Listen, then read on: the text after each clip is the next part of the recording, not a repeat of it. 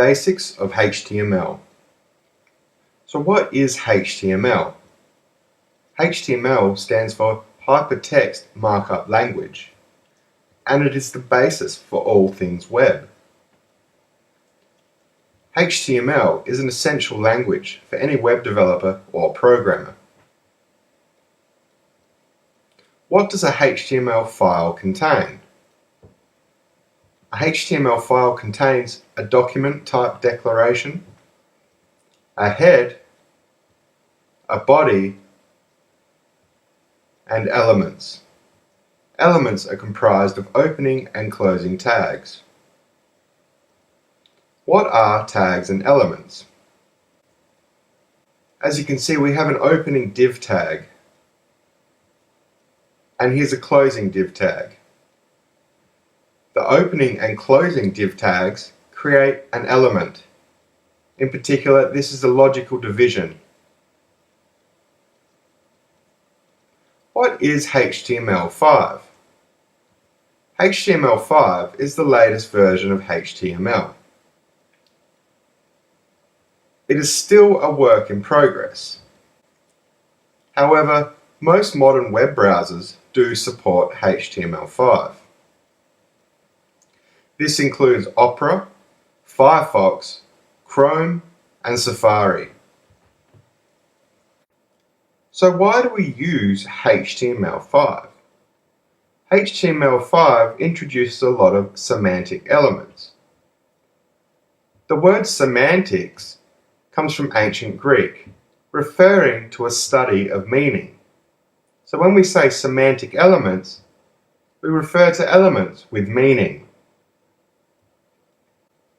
HTML5 is also a cleaner way to write HTML,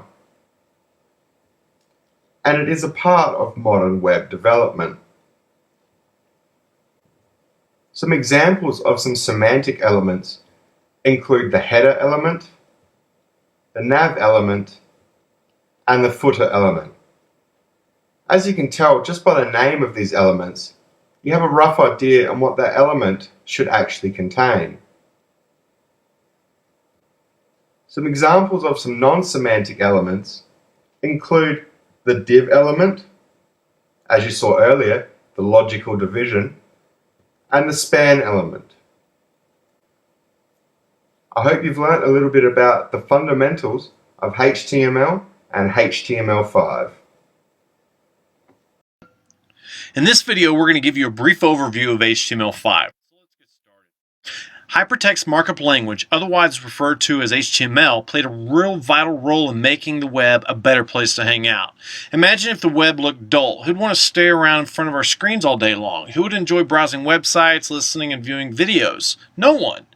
So with the fast advancement of technology, the demand for a better coding experience in creating web pages has pushed HTML to its limit, and thus a better version was created in the new standard of HTML5. There's a lot of great new things that HTML5 supports, like new elements, new attributes, full CSS3 support, video and audio, 2D and 3D graphics, local storage, local SQL databases, and web applications. So the ability to support audio and video is also new in HTML5, making it easier for developers to add video and audio using the tags video and audio. Another good thing about the audio and video selectors is that it's supported in all major browsers. With HTML5, drawing graphics is simplified with the new elements like the canvas selector, inline SVG, and the use of CSS3 2D and 3D transforms.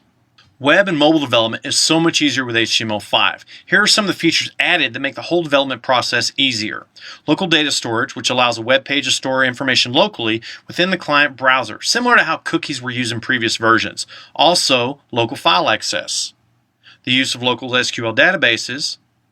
Application caching that allows a web application to be accessible without an internet connection. And finally, HTML5 web workers that allow JavaScript to run in the background without affecting the performance of the page. Ideally, semantic elements should describe their purpose clearly, making it easier for developers to understand. However, there are tags that don't have any meaning like the div tag. So we would commonly use IDs or declare class names such as div class equals header to the div tags to give meaning to it. But now in HTML5, new semantic elements were released to convey clearly the purpose of those elements. Here are a few examples of the new elements in HTML5. Header for the header, footer for the footer, section for wrapping content in a section, nav for menu navigation, article for placing your main content, and aside for creating left and right sidebars. Along with these new elements, there are also new form elements, new attributes, new input types, and automatic validation. With the new HTML5 combined with CSS3, creating some cool effects is much easier with these new elements. New selectors, new properties, animations, 2D and 3D transformations, rounded corners, shadow effects, downloadable fonts, and much, much more. So there you go. I gave you a brief overview on what's new in HTML5. There's a whole lot more of the new stuff in HTML5 to cover. So in our next video, we'll walk through all the new elements in HTML5. See you there. To start developing in HTML5, we'll need a browser that actually supports HTML5. So let's go ahead and download Google's Chrome browser.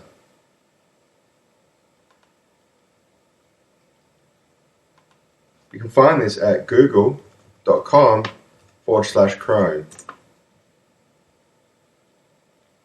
Once the page is loaded, you can go ahead and click Download Chrome to download Chrome for your specific system. Once the download is complete, you can go ahead and install Google's Chrome just like any other piece of software. To start developing in HTML, we'll need a text editor. So let's go ahead and get Komodo Edit. You can find this at activestate.com/Komodo-edit.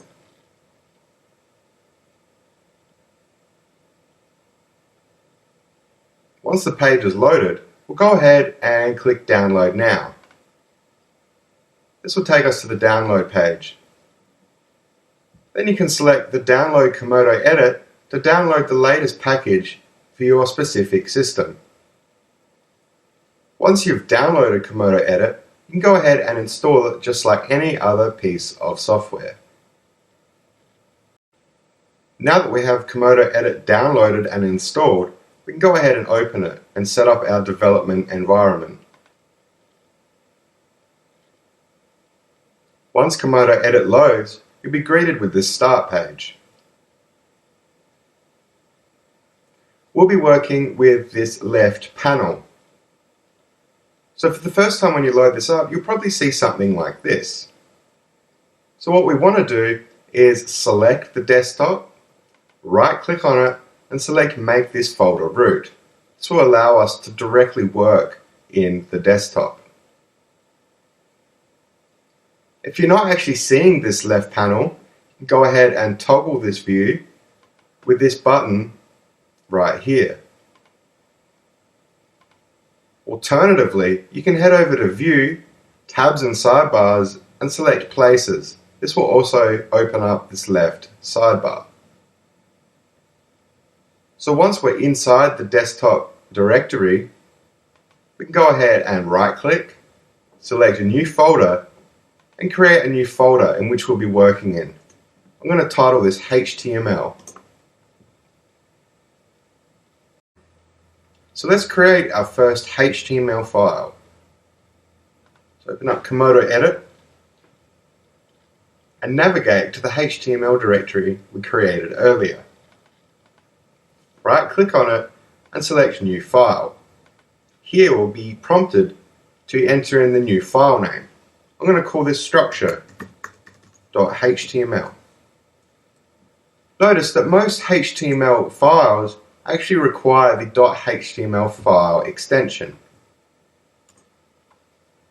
So now we can double click on structure.html to open it inside our text editor.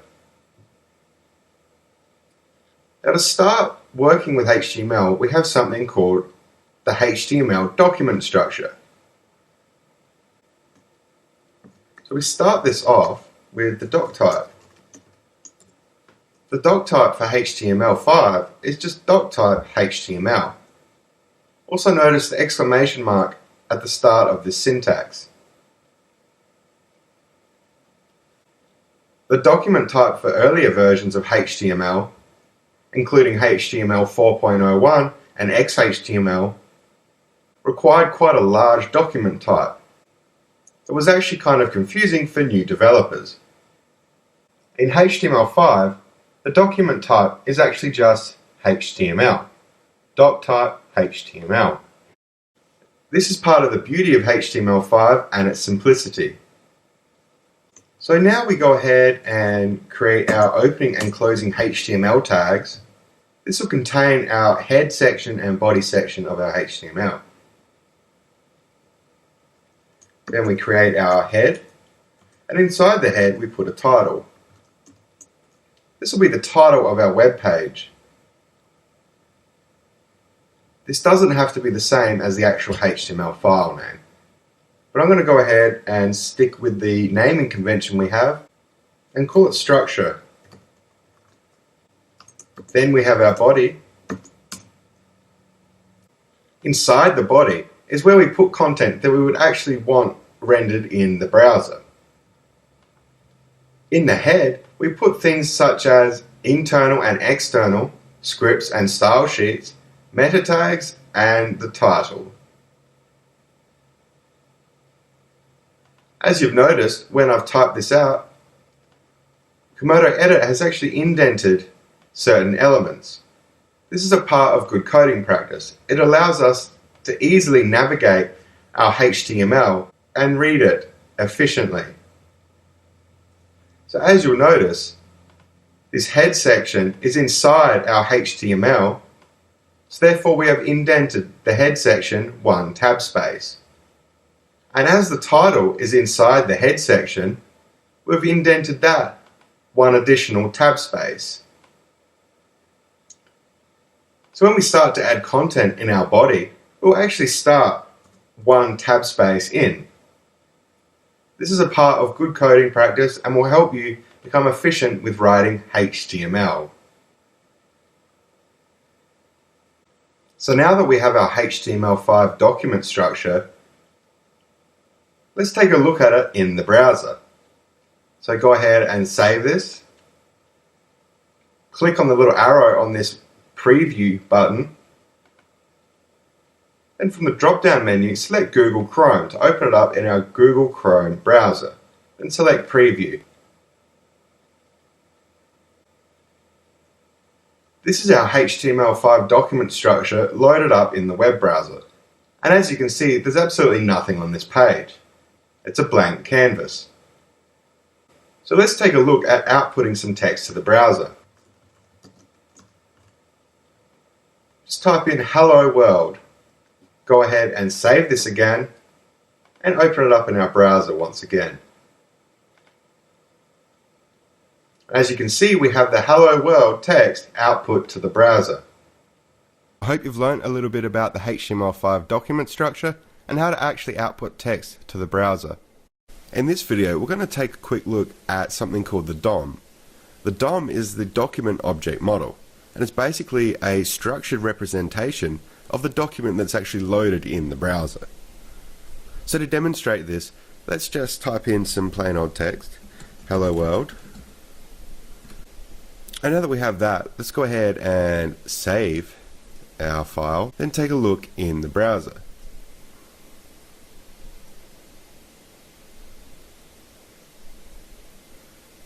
As you would have expected, we just have our simple "Hello World" text. But what we can do is we can actually right click in the browser window and select Inspect Element. And this will bring up something called Google Chrome's Developer Tools. And here we have the Elements panel selected by default.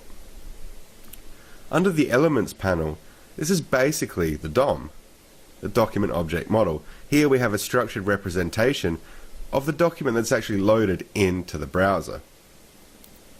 When we start to get into JavaScript and other scripting languages, we can actually manipulate the content or manipulate these elements inside the DOM. So it's important to note that this structured representation of the document that is loaded in the browser is actually very different to the actual source.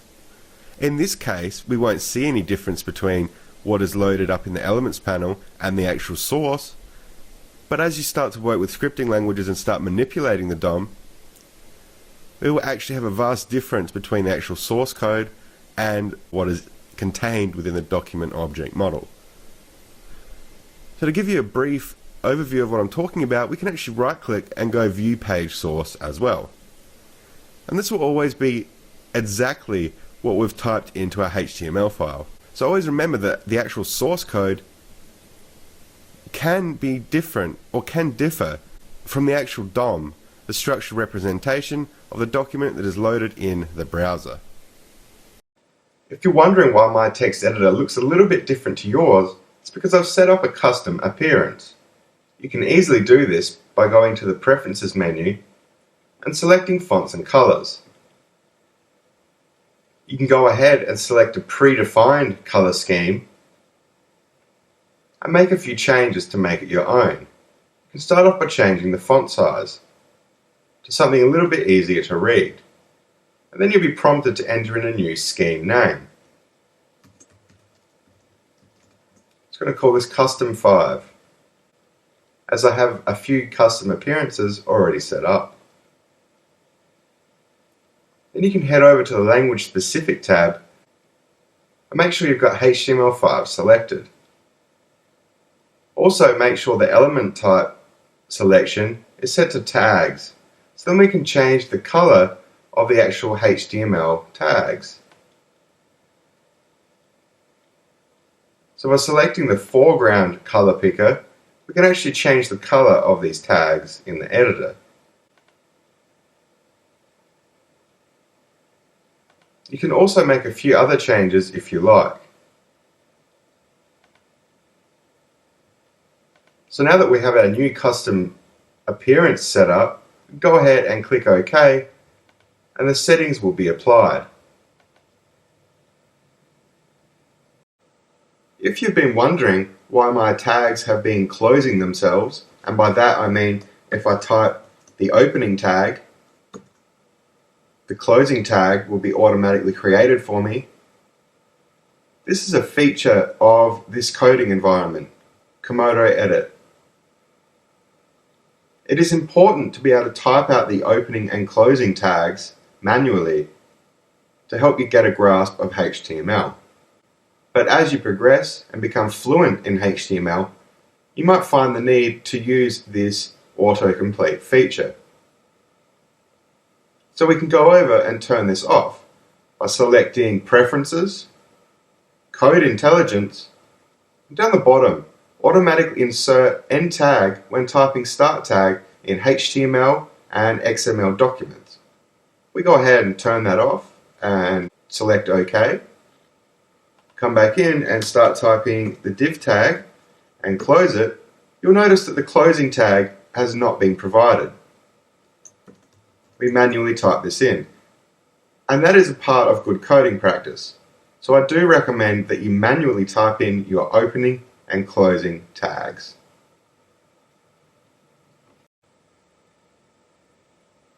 In this video, we're going to talk about validation and validating our HTML files. So to start off, let's create a new HTML file and call this valid.html. Double clicking on it, and now we're going to go ahead and type out our document structure, which is doc type, HTML, our opening and closing HTML tags, our head, opening and closing tags, our title, we're going to give this a title of valid, HTML, and then we have our body. So now that we have our structure, let's just add some simple text to the body of our HTML file.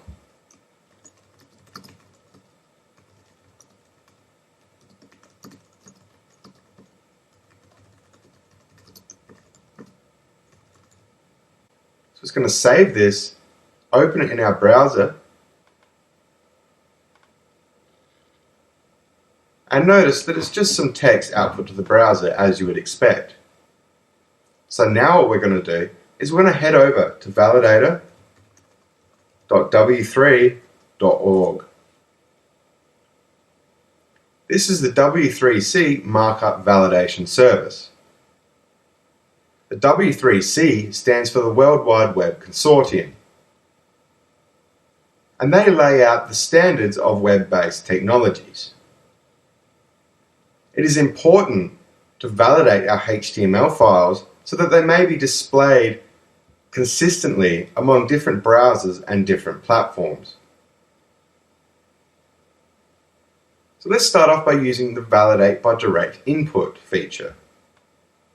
So we'll go ahead and select our HTML contents, copy these, Command-C on the Macintosh and Control-C on Windows, and go ahead and just paste this into the text area provided. Command-V on the Macintosh and Control-V on Windows. And we're just going to go ahead and click Check. This will attempt to run our HTML through the validator. As you can see, this document was successfully checked as HTML5, and that is exactly what we want. However, we should pay attention to these 3 warnings. Our result is passed with 3 warnings. So let's check out these 3 warnings and see what they are. So the first warning is using experimental feature HTML5 conformance checker.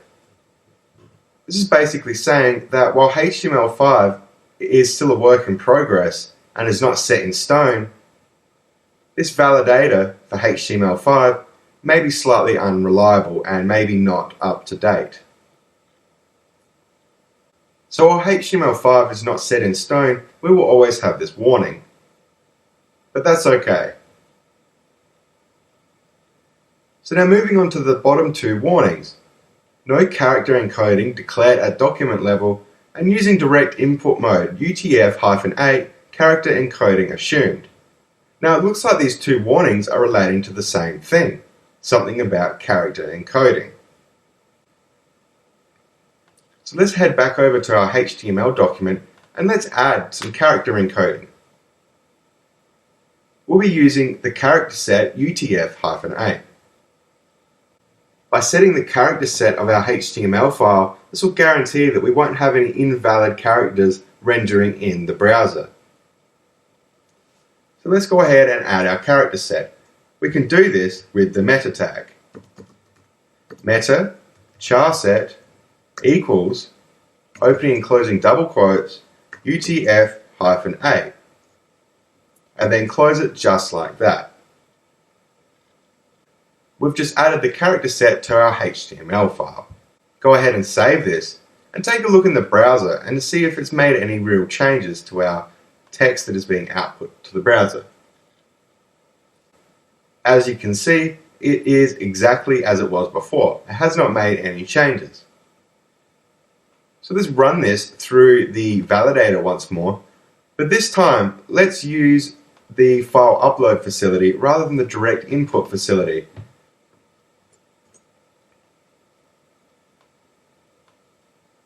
Validate by file upload, choose file, and we will upload our valid.html file and click check. This document was successfully checked as HTML5, passed 1 warning. So let's take a look at what this 1 warning is, and it is the using experimental feature HTML5 conformance checker. And as I mentioned earlier, this is okay.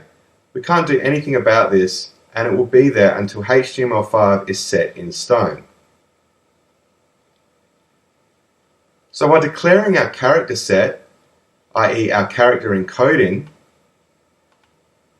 and using the file upload facility rather than the direct input facility, we're able to remove those bottom 2 warnings and have our HTML5 validate successfully. I hope you've learned a little bit about who the W3C is, why we validate our HTML files, and why we declare our character set or our character encoding. Comments are used throughout all programming languages and web development technologies, including HTML. Comments allow us to communicate with other developers that may be working on the same project and explain why we have done certain things or even added certain content. We can also use comments to leave ourselves a note to help us remember what our intentions were with the HTML file or code. So let's take a look at creating a comment in HTML.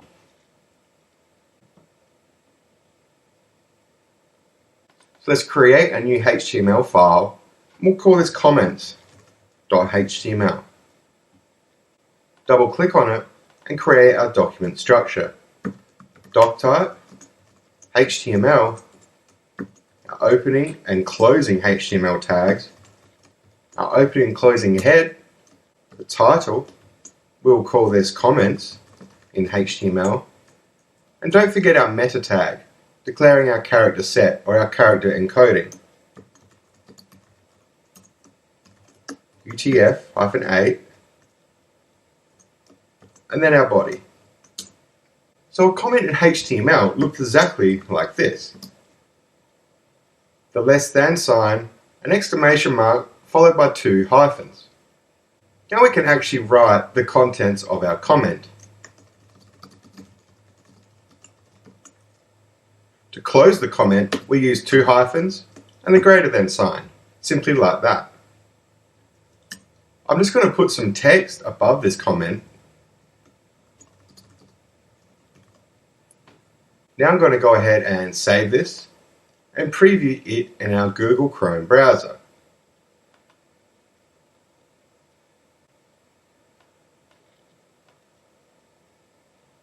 As you can see, this is text has been rendered in the browser. Whereas our comment, this is a comment in HTML, has not. So I hope you've learned a bit about why we use comments and how to use them in HTML. In this video, we're going to start to talk about block level elements in HTML. Basically, what a block level element does is any content directly following the block level element will be rendered on a new line. So let's take a look at this in some code.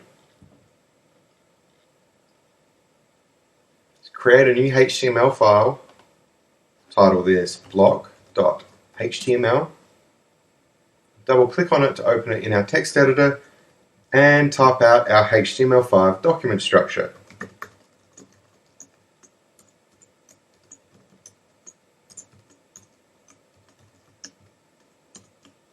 Our meta tag for the char set, our character encoding, UTF-8, our title, and we're going to give this a title of block level in HTML5. Let's go ahead and make sure this is properly indented. The title tag should be in line with our meta tag, as they are both inside the head section. And then our body. Right, so now we have our HTML5 document structure. We can create some block level elements. The most common block level element is a logical division, denoted by the opening and closing div tags. This creates a div element, or a logical division. Logical divisions are used commonly in HTML as they allow us to break up our HTML document into different sections and segments.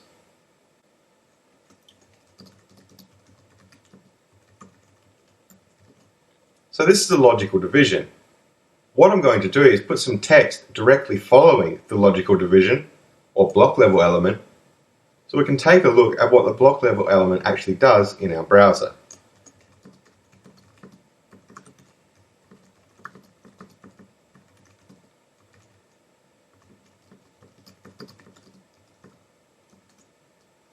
I'm going to go ahead and save this and preview it in our browser. As you can see, we have 2 lines of text.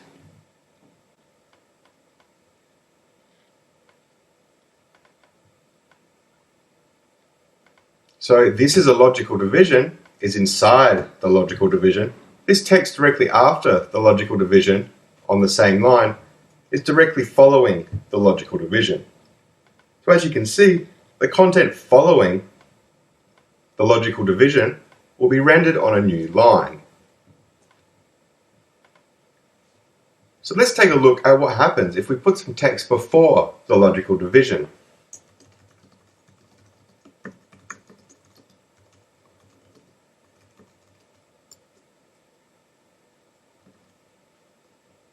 Save this, preview in our browser,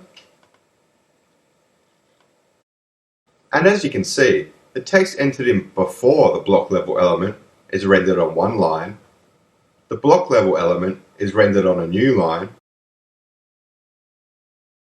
and the text after the block level element is also rendered on a new line. So that's basically what block level elements do by nature. So let's take a look at some other block level elements. We have the paragraph element, denoted by the opening and closing p tags.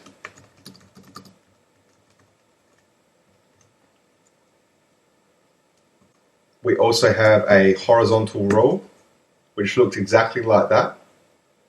It looks a little bit different to the other elements or tags that we've seen recently, as this doesn't have its own closing tag. In earlier versions of HTML, we would have had to have done something like this.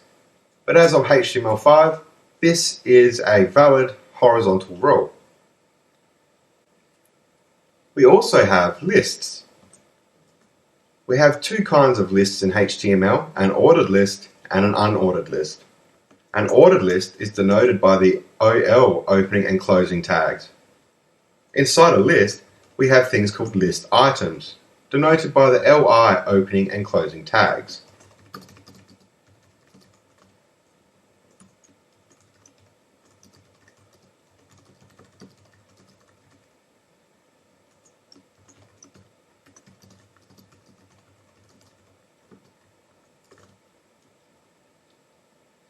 So let's save this and take a look in our browser and see how this ordered list renders in the browser. As you can see, we have a paragraph, which is just some standard text, followed by a horizontal rule, which is actually spanning the width of the page. And now we have our ordered list. As you can see, the list items inside the ordered list are listed by numeric values.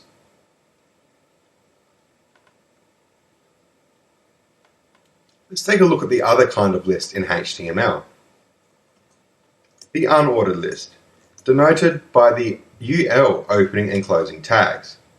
And just like the ordered list, the unordered list also has list items.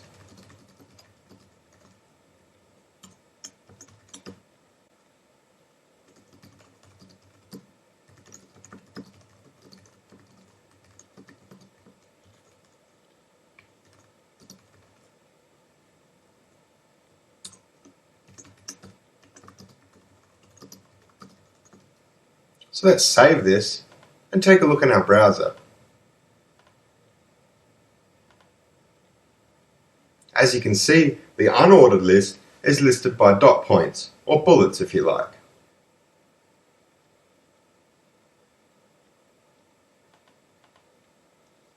In HTML, we also have things called headings. These are denoted by the letter H and then a numeric value between 1 and 6. Opening and closing tags. So we could have a H1, a H2, a H3, 4, 5, or H6 opening and closing tag, creating a heading. Let's create the 6 different kinds of headings.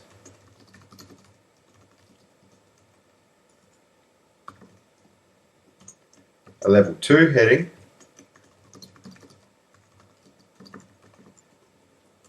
a level 3 heading,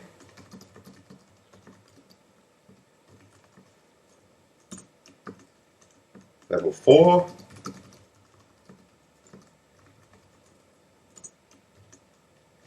level 5, and finally level 6. Let's go ahead and save this and preview it in our browser. As you can see, we have quite an array of headings, ranging in size from a level 1 heading all the way down to a level 6 heading. They all have their uses, so a level 1 heading would be useful for something like an absolute page heading, and maybe a level 2 heading would be good for something like a subheading.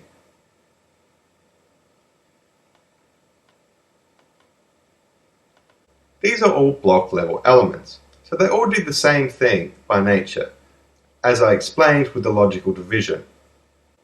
So I hope you've learned a little bit about block level elements in HTML5. In HTML, there is an inline element called the line break.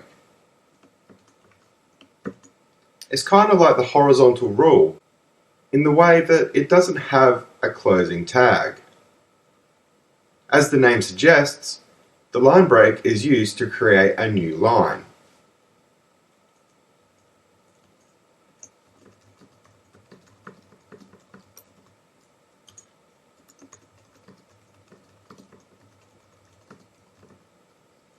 Let's save this, preview it in our browser, and there you go. That's exactly what a line break does. Creates a new line. So we have 2 lines of text. So now in HTML, some people like to overuse the line break. We can get almost the same output by using the paragraph tags, creating a paragraph element.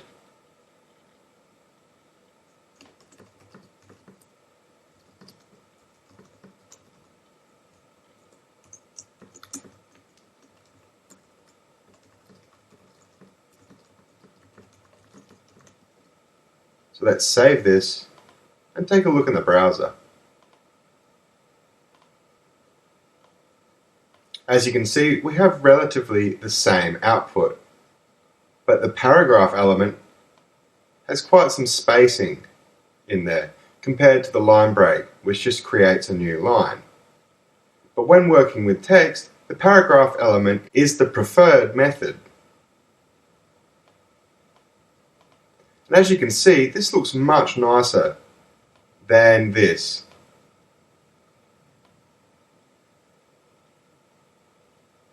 So another thing I want to talk about is actual spacing that gets rendered in the browser. So I'll demonstrate this by creating a new paragraph element.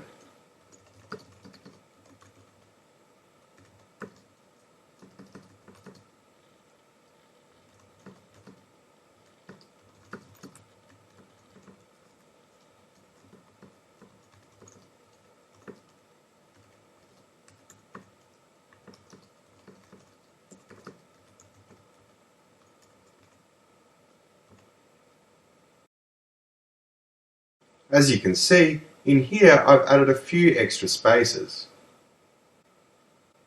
So let's see what the browser does for these extra spaces. So save it and preview it in our browser. So this is where we put the additional spacing, but as you can see, the browser only renders this as one single space. So let's try the same thing, but this time using the Enter key. Save it and preview it in our browser. As you can see, exactly the same thing, only one space is recognized in the browser.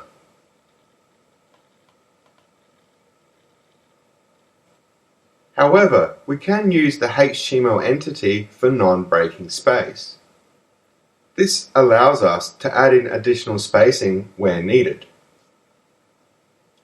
So I'll show you this in action. Use the ampersand, NBSP semicolon. That's the non-breaking space HTML entity. And that lets us add an extra space into our HTML. So what we can do is we can copy that and paste it several times to create a greater space in between words.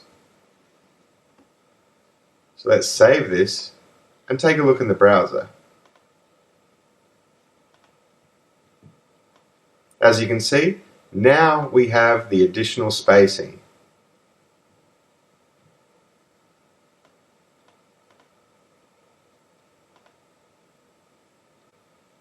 I hope you've learned a little bit about the inline break element and spacing in HTML. So let's talk about inline elements. Inline elements are quite different to the block level elements group, as inline elements do not necessarily affect the surrounding content in the same way that the block level elements do. So let's start off by looking at the span element, denoted by the opening and closing span tags.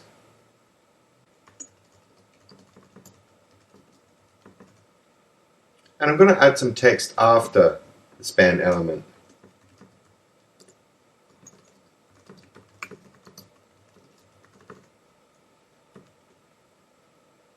Save this and preview in our browser. Have a think about what the browser might render.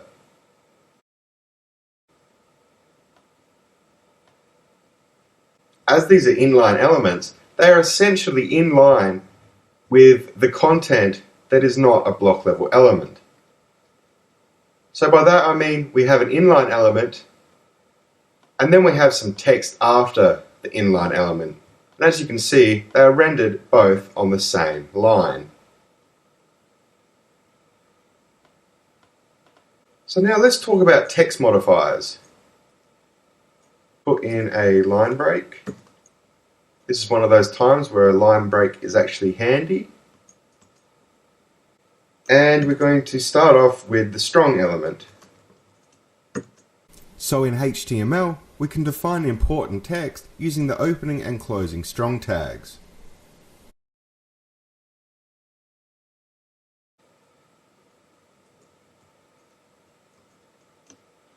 We can also use the emphasis element to render text with emphasis.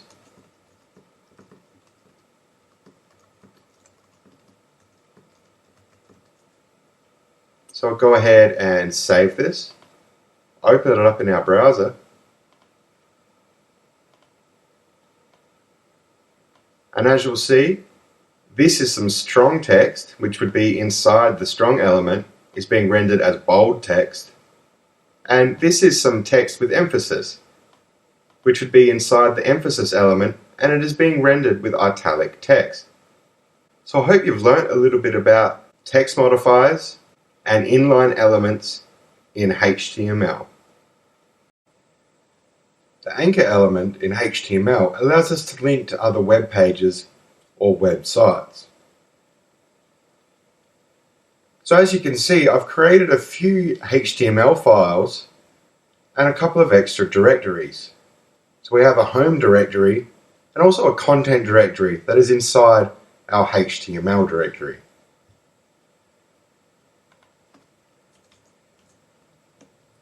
The anchor element is denoted by the opening and closing A tags.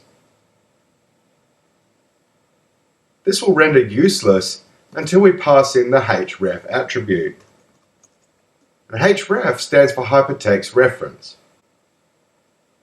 It is in here that we pass in either a relative or an absolute file path or URL. So let's take a look at an absolute URL linking to Google's homepage. http://google.com. Now in between the opening and closing A tags, we put in some text that will make up the link.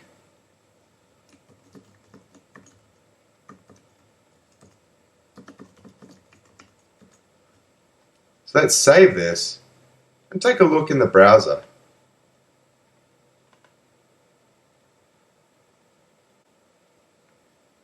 So if we go and click on this Go to Google's homepage link, it'll take us to Google's homepage.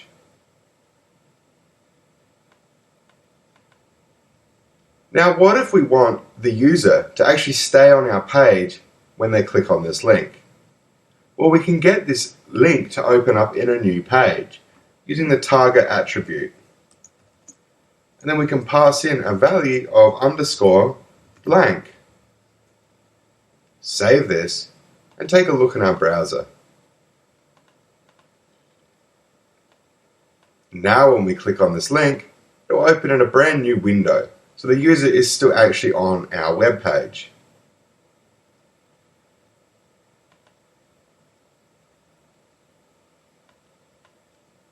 So now let's take a look at using some relative file paths or URLs for the href attribute.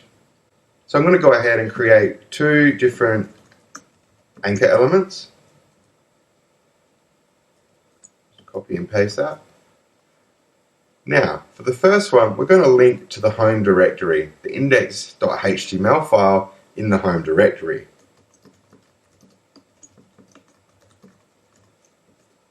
And the second one, we're going to link to the content directory.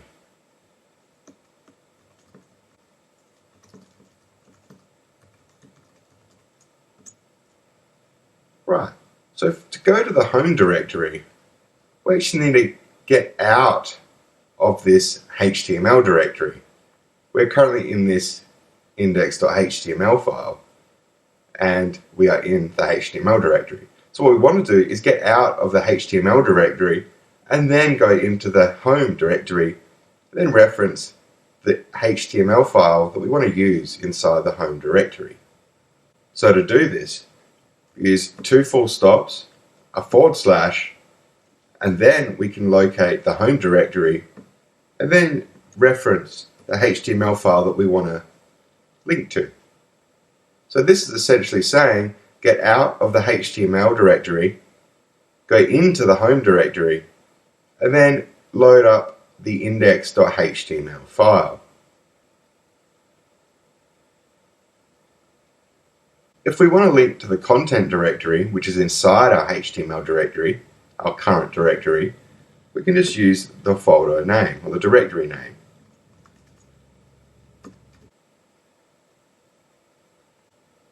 So let's go into our other HTML files and link to the other two HTML files. So now we're in the home directory, we want to create two new anchor elements. We want this first one to go to the HTML directory,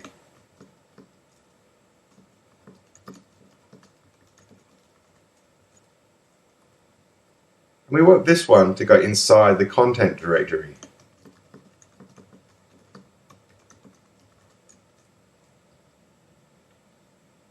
So to get back into the HTML directory, we simply go back one, because as you'll notice, we're inside the home directory, so we want to get out of the home directory.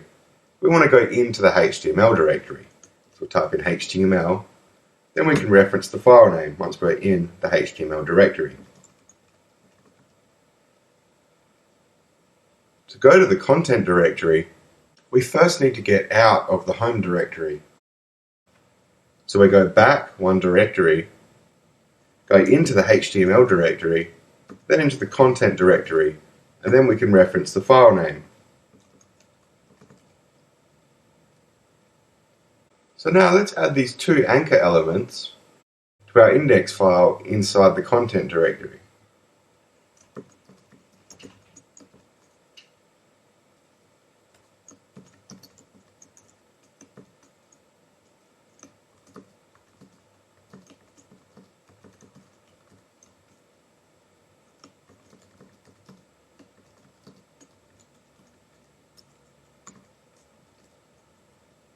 So right, to go to the home directory, this time we need to go back twice. We need to get out of the content directory, then we need to get out of the HTML directory, then we can go inside the home directory, and then use the file name that we want to link to. And to go to the HTML directory from our content directory, all we need to do is go back one directory, so we're in the HTML directory, then use the file name that we're linking to. Just like that. Let's go ahead and save all three of these files. and preview it in our browser.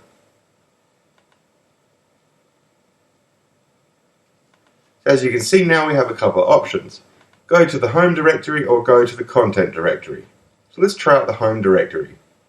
You are now in the home directory.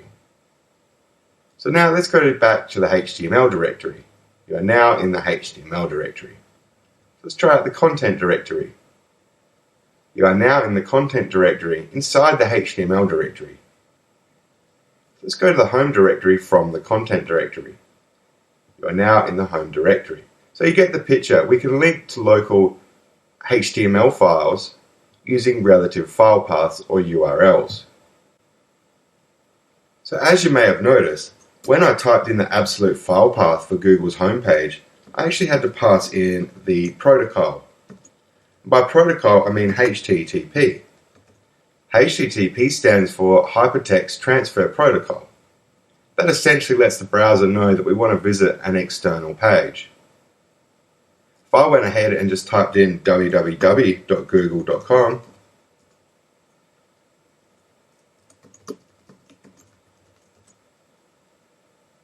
go ahead and save this, and we'll try it out in the browser, and we'll see what happens. You'll notice that when we click on the Go to Google link, it'll actually be trying to locate a directory or file titled www.google.com. So what we actually need to do is pass in the protocol, http://.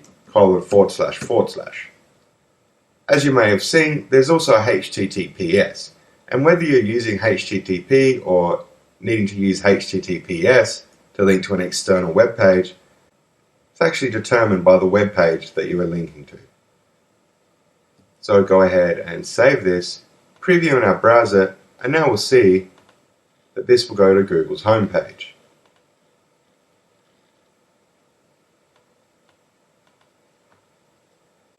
When dealing with anchor elements, another important attribute is the title. In here we can enter in content, so when the user hovers over our link, a little bubble will pop up and actually render the content that we've entered into the title attribute.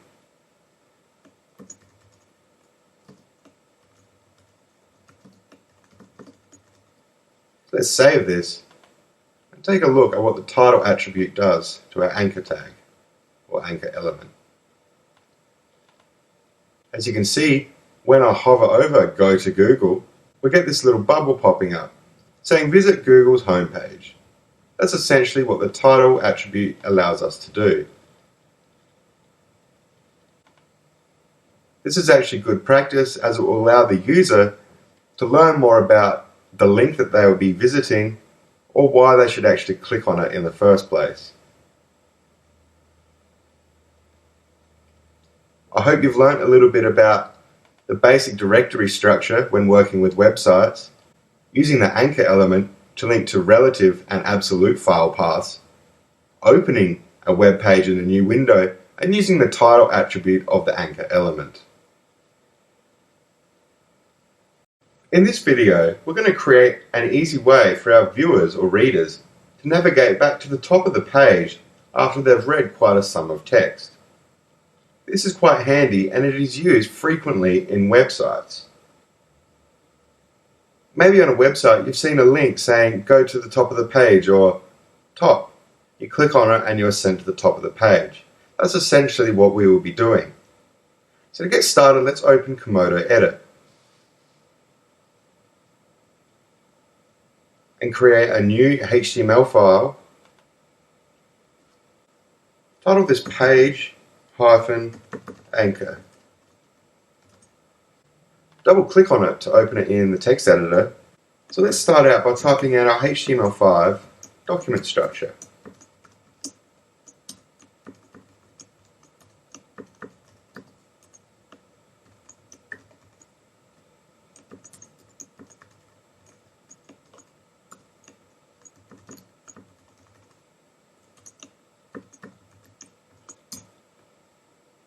Right, so now we have our HTML5 document structure. Let's create a heading. So using a level 2 heading. This is the top of the page.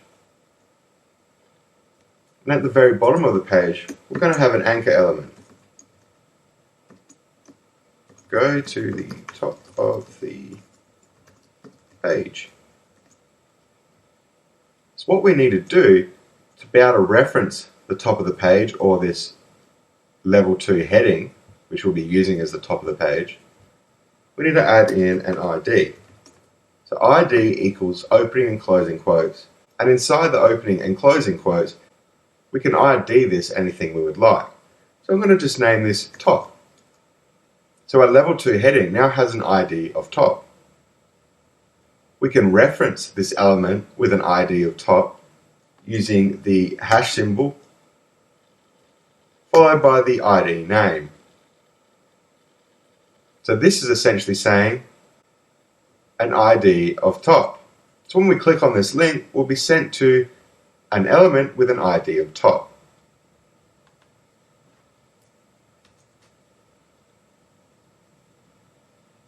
So now we need to generate some text. So we're going to head over to lipsum.com.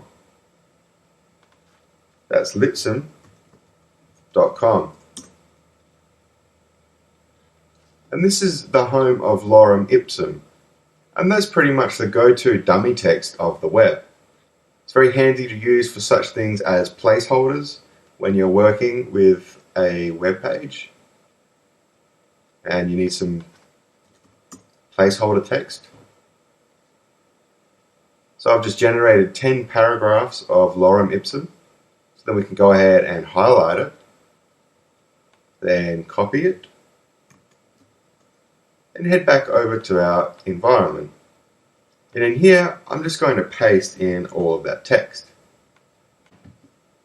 Just make sure we indent our text as per good coding practices and for easy readability.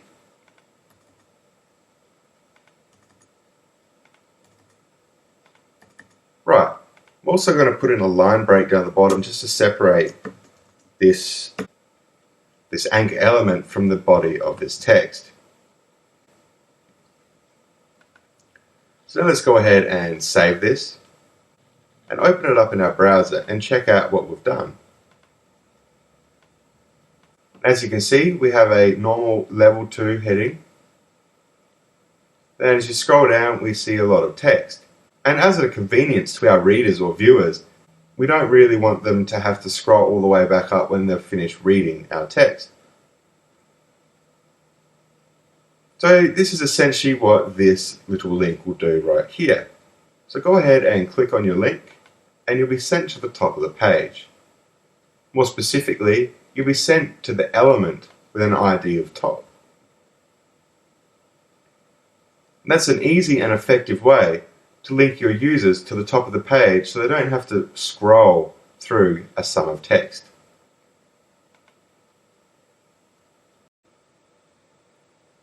In HTML, using images is very important.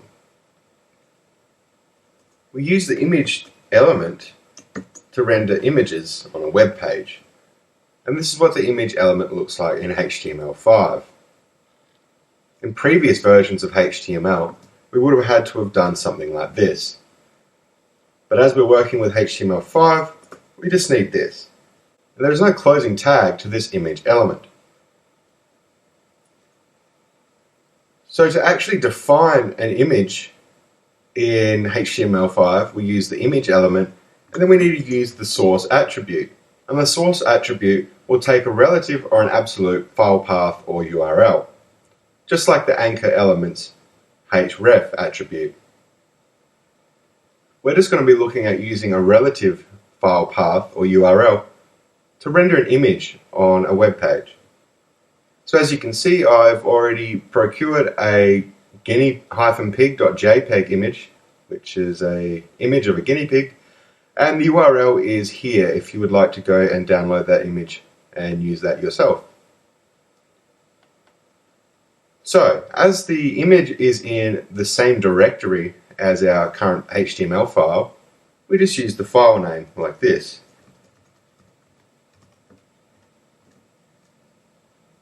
And that'll render our guinea pig image.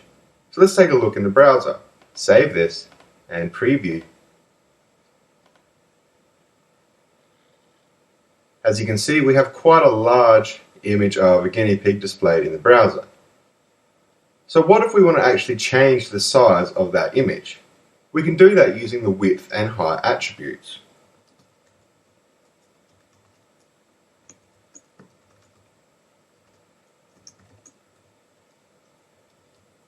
The width and height attributes take values in the form of pixels. So for the width, I'm just going to write 300, which will mean 300 pixels. And for the height, I'm going to give it a height of 350, which will be 350 pixels. So let's save this and take another look in the browser.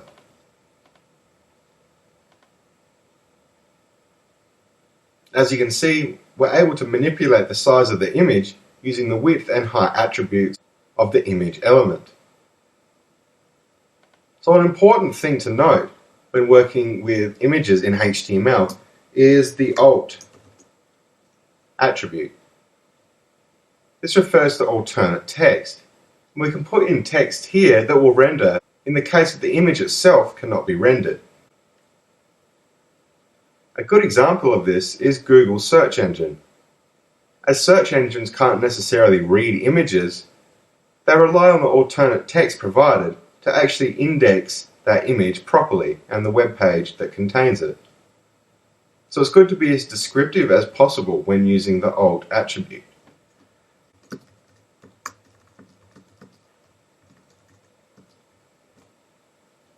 So let's save this and take a look in the browser again.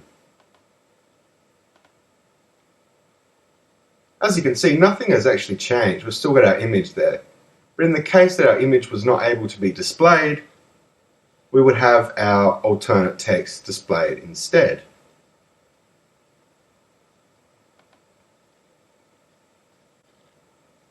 So now let's put our image inside another directory and try rendering an image inside another directory.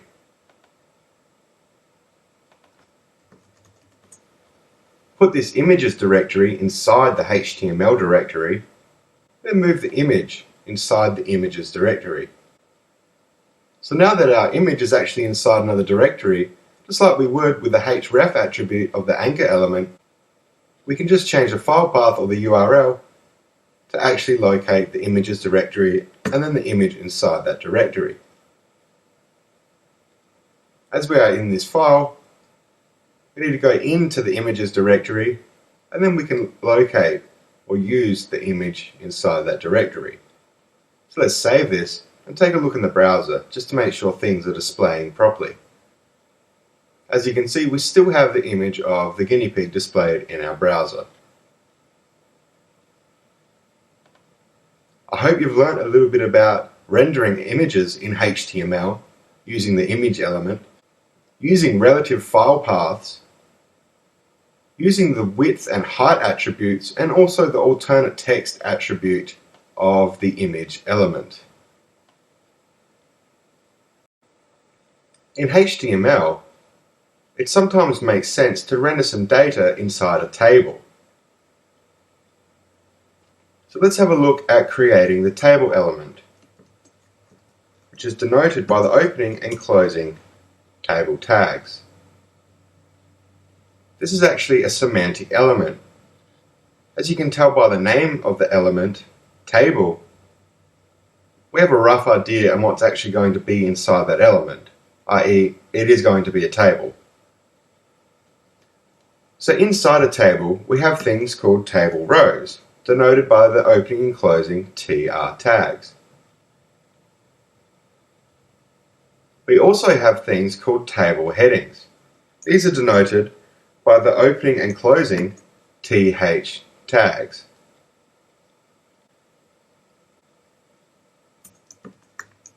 We also have the opening and closing TD tags defining tabular data. So let's create a table of 3 by 3.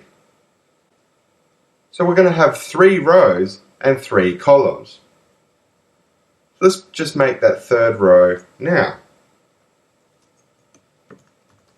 Creating our table row and defining our tabular data.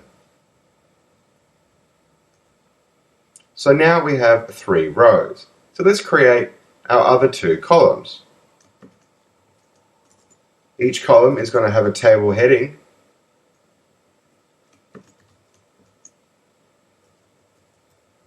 Then each subsequent row needs tabular data for that specific table heading.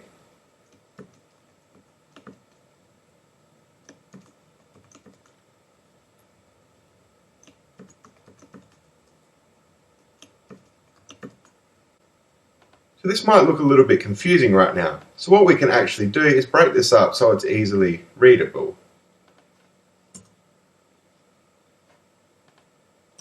So we can clearly see where our table rows are and what's actually inside our table rows. Just like that. So our first table heading is going to be color. Our second table heading will be width. And our last table heading will be height. I'm just going to fill this in. So we're going to have green and 100 and 100 and blue and 75 by 85. Right. So this is essentially a table. In HTML5, we also have the caption. This is defined with the caption opening and closing tags. And here we can put some descriptive text or a caption of our table.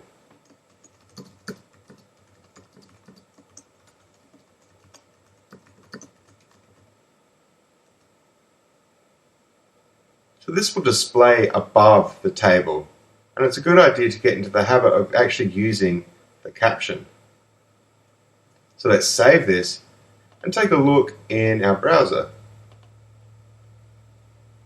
As you can see, we have some kind of table. It's a bit squashed up. So let's add some borders to our table cells. We can do this by using the border attribute of the table element.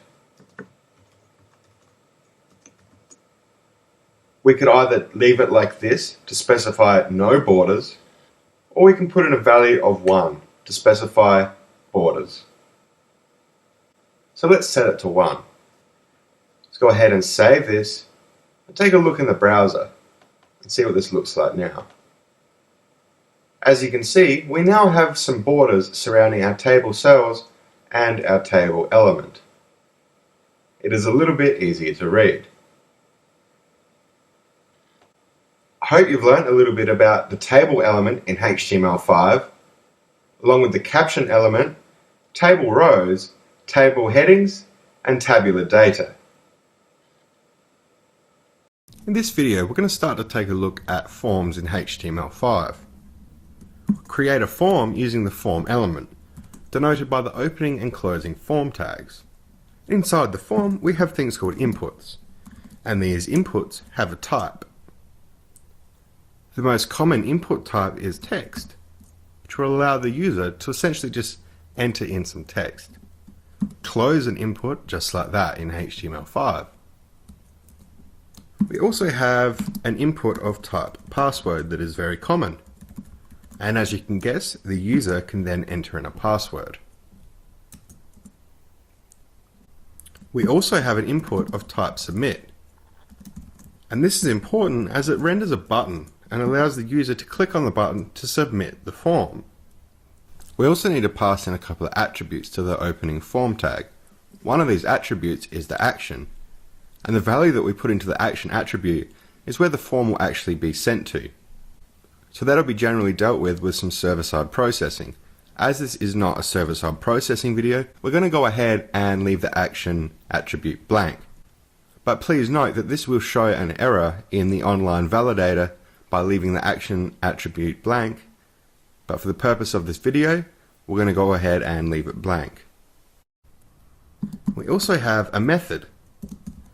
The method attribute will take a value of either post or get.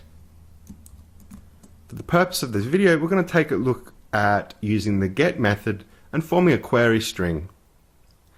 We'll take a look at the query string in just a moment. It's very important to remember that we would never use the get method to submit any type of sensitive data. To form the actual query string, we need to pass in a name attribute. And for this input, I'm just going to type in username as the name. And for this one, I'm going to type in password. So let's go ahead and save this and take a look in the browser. As you can see, we have some form of bare form. This would be the input of type text, this would be the input of type password, and this is our input of type submit. You can see this button. By default, the word submit will be printed on this button. But we can change that, and we'll have a look at that in just a moment. So I'm just going to enter in some information. I'm just going to use my name and a password of password and click submit.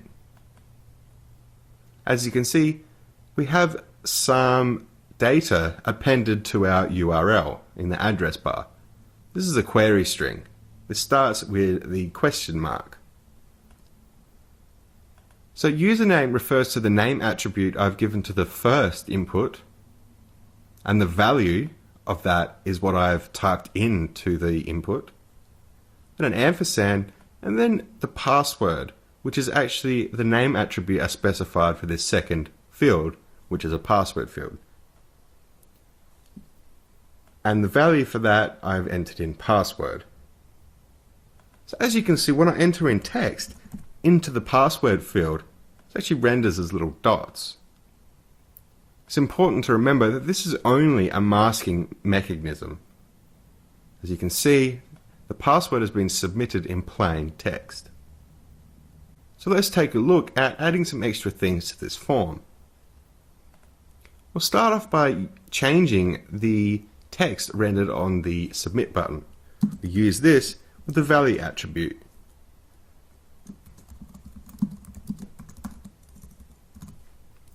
Submit the form will now be rendered on that button rather than the standard default of submit. Just take a quick look at this in the browser.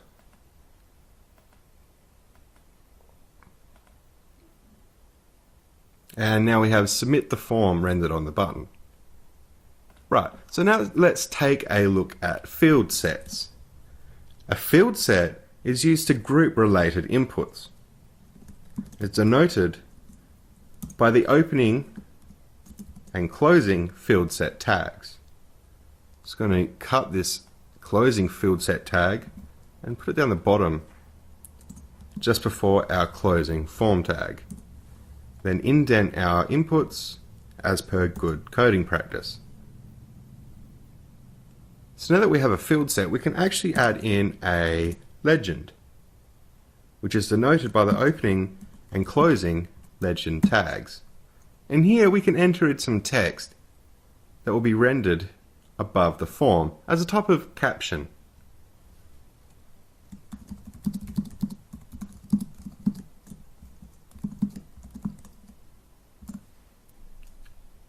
So let's go ahead and save this. Just take a look in the browser and see what this actually looks like now.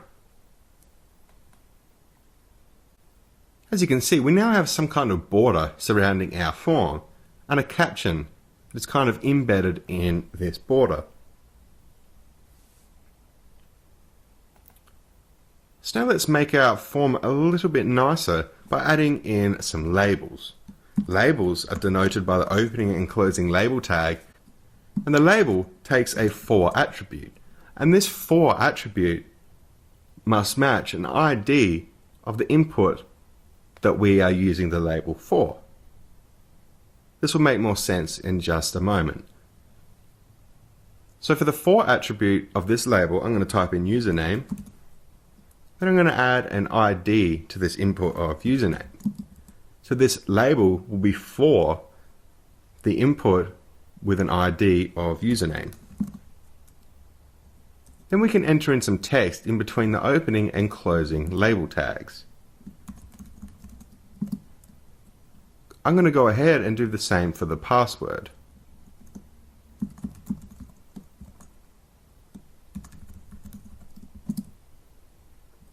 using the for attribute,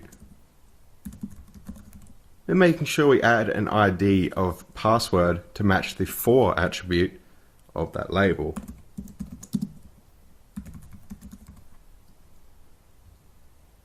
So essentially what a label will do is we can click on the label and focus will be brought to the input that the label is for. So let's save this and take a look in the browser. As you can see, we now have some text just before our inputs. So if I go ahead and click on username, focus will be brought to that text field, and same for password.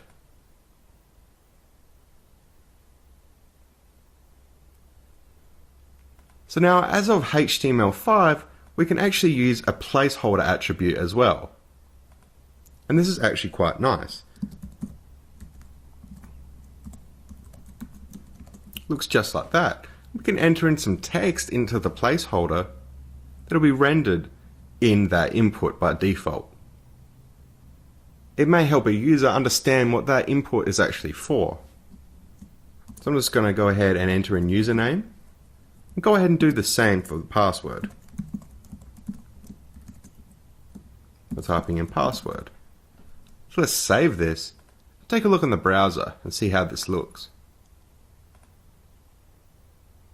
As you can see, we have some kind of grayed out text in the actual input.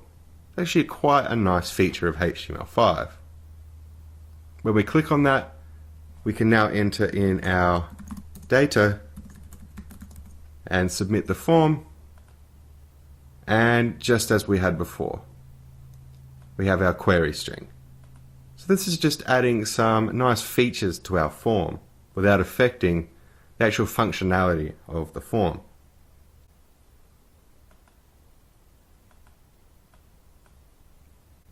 We also have an input of type reset. As you may have guessed, this will allow us, or the user, to click on this button and it will actually clear the form inputs. We can also pass in a value here to change the default text, which would just be reset. We can do clear the form. Let's save this, take another look in the browser. As you can see, we now have an extra button. So let's try this out. Clear the form, and the form has been cleared.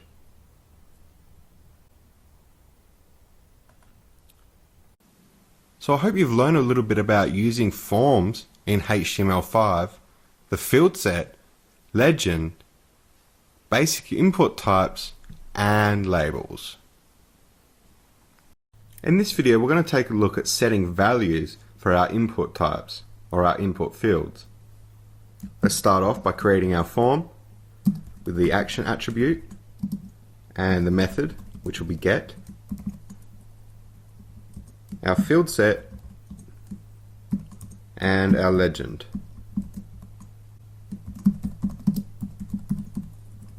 Right, so now we'll create an input of just type text, and we'll give that a name, and we'll give that a name of username, and close it just like that.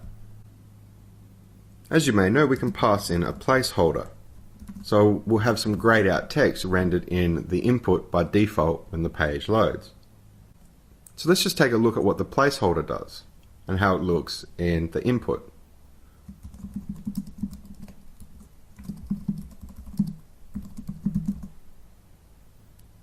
And I'll put a input of type submit, and we'll just leave the standard default submit text rendered on the button.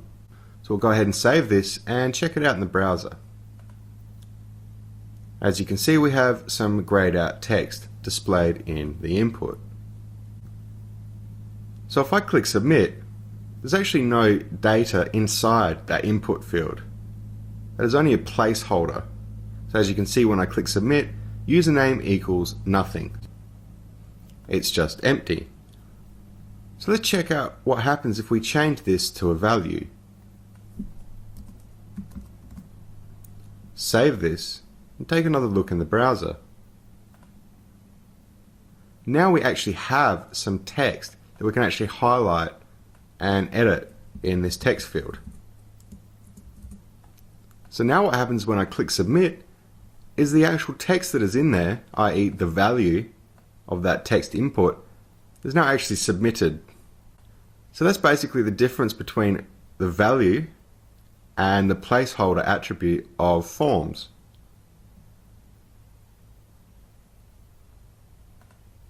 So I hope you've learned a little bit about the difference between the placeholder attribute and the value attribute in HTML. In this video, we're going to talk about radio buttons, checkboxes, the select element, and text areas. So to start off, let's create our form element and add in our action, which we'll just leave blank, and the method, which we'll be using get. And now let's create some radio buttons. These are inputs of type radio. And the name, I'm just going to put on off. Also give this a value of on. And another radio button, an input of type radio, and the name of this will be the same as the previous radio button, and the value will be off. So you may be wondering why these two radio buttons have the actual same name attribute set, on off.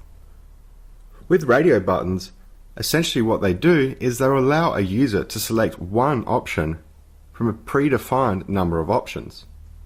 So in this case, we're creating two radio buttons, and therefore the user can select one of these options and only one at a time.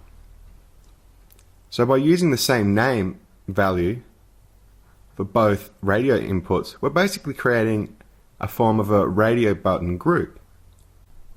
So let's add in some labels so we can see which radio button is which in the browser. So I'm going to put a label for on and an ID to match the labels for attribute. Then one more label for our off radio button.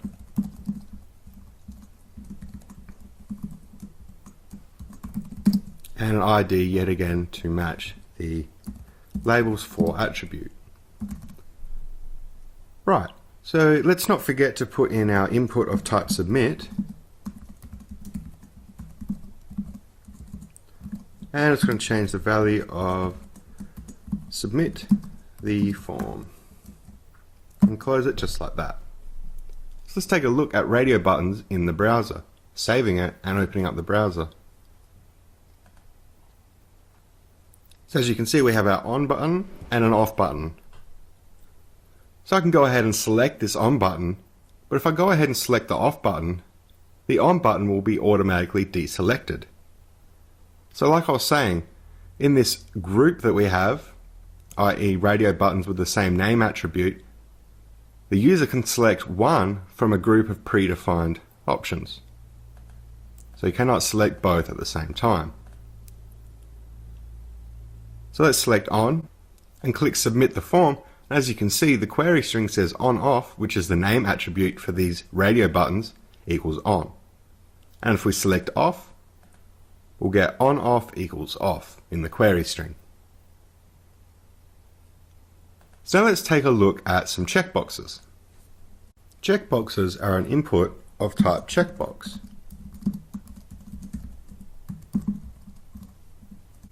And then we pass in a name. I'm just going to put Twitter, then a value of yes. Let's create another input of type checkbox and set the name to Facebook. And the value to yes. Right, so I'm just going to add some labels so we can see which checkbox is which in the browser.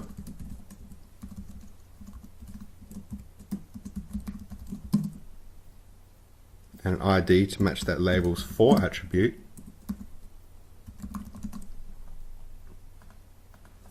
And one last label.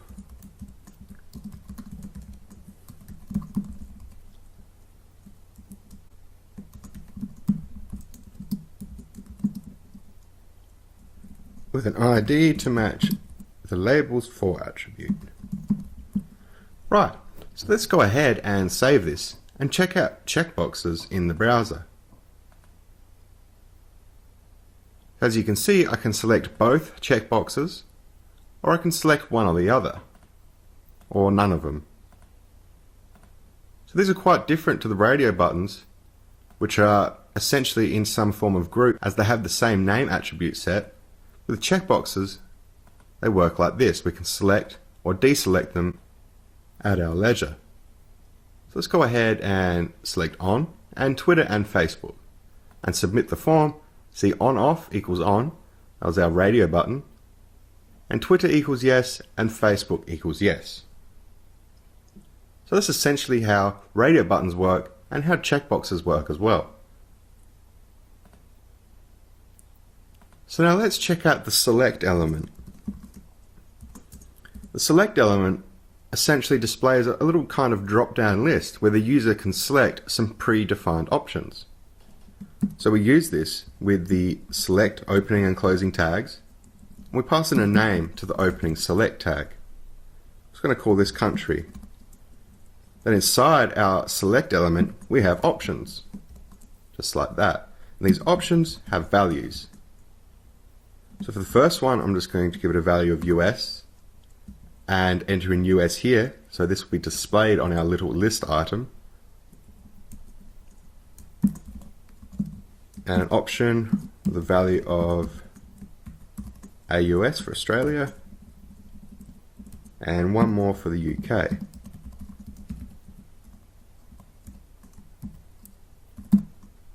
Right, so let's go ahead and save this and check this out in the browser. So as you can see, we have some little clickable drop-down list. So we can click on it and we'll have a little list drop down, and we can make selections. So this time let's select off and just select Facebook, and we'll set this to Australia. Click submit the form. As you can see, we have our radio buttons value, our checkboxes value, and our select elements value is equal to the options value that I had selected. So these are each options and they each have their values. So that's essentially how the select element works in HTML. So let's take a look at the text area element. Text area, opening and closing tags, and we can pass in a name attribute here as well. It's going to put in message. So let's save this and have a look at what the text area renders in the browser. As you can see, we have some form of text area where the user can enter in a message or some form of data. Let's try this out. This time we'll select on, we'll select Twitter and Facebook, and we'll select the UK and type in a message. Click submit the form. As we can see, we have our radio buttons value, Twitter equals yes and Facebook equals yes for our checkboxes. The country equals UK, which was our select element, and message, which is the name attribute of this text area, equals the content that I've actually typed into that text area. This is a message. So I hope you've learnt a little bit about radio buttons, checkboxes, the select element, and the text area in HTML. In this video, we're going to take a look at some of the new HTML5 inputs. So let's start off by creating our form and passing in the action, which we'll just leave blank, and the method, and we'll be using get, and our field set, and then our legend.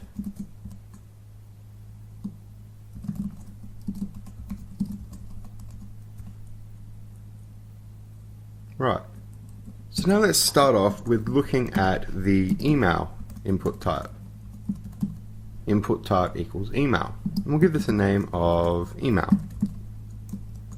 and we'll add in our submit button, an input of type submit. We'll change the text on this button to submit the form and close that just like that.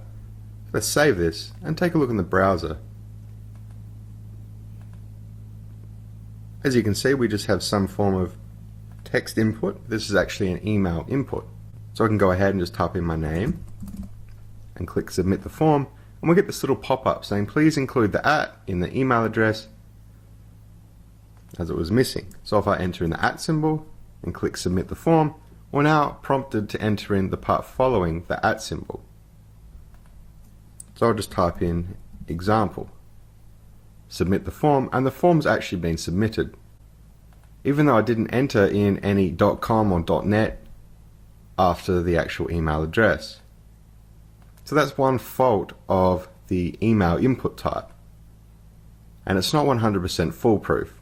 As we can see, we're able to submit an invalid email address.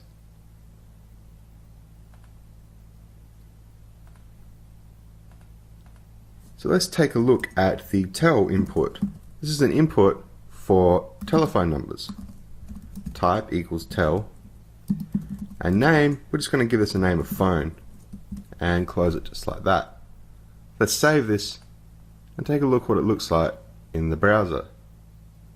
And again, it's just a simple input field, but it's designed to actually enter in numbers. So now let's take a look at the date input type. This is actually quite cool. Input type equals date, and we'll give this a name of date. Close it, we'll save it and check it out in the browser. As you can see, we have some form of date input. We can click on this little down arrow and we'll be popped up with a little calendar. It's actually really cool. We can select a date and it'll be entered into the date input. We can cancel this to clear it, or we could set this manually, setting the date, month, and year.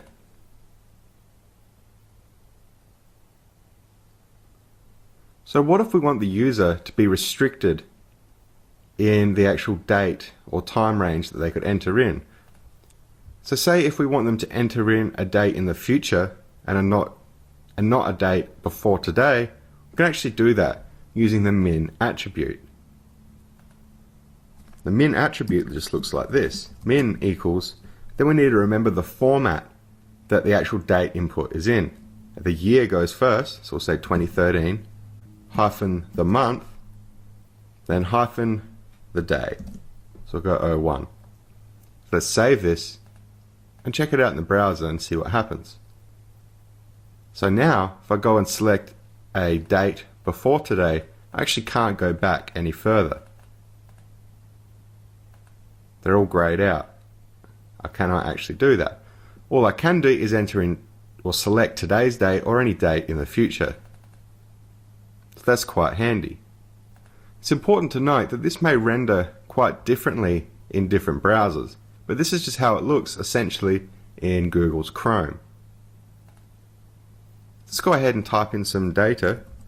Type in ashley@example.com and a phone number of 333-333-333, and we'll select today's date. Click submit the form. As we can see, our form has been submitted. And the format of the date, or the value of the date, is the year hyphen month hyphen day. So now let's take a look at another kind of input. This is an input of type range, and this is very cool. So we'll have a line break just to separate it, then an input of type range. And our input of type range takes a min and a max attribute. We're also going to pass in a name. We're just going to call it scale. So this could be something of a scale of, say, 1 to 10. So let's take a look at how this renders in the browser. As you can see, we have some kind of slider or scale here, ranging from 0 all the way to 10. So I'm just going to enter in some details again, and select today's date, and I'll set this all the way up to 10. Submit the form, and then we should have scale equals 10. So that's a very cool input type of HTML5. And just to recap what I was saying before, when I enter in Ashley@example, a clearly invalid email address, yet the form still allows us to submit it. This is proof that we should never rely solely on client-side technologies alone to validate any form of user input. And client-side technologies include technologies like HTML and other client-side technologies, which are actually interpreted or rendered in the browser on the client side, as opposed to the server side, which will be running on the server. So HTML is a client-side technology, so we should never rely solely on it to validate any form of user input. So now let's take a look at the number input.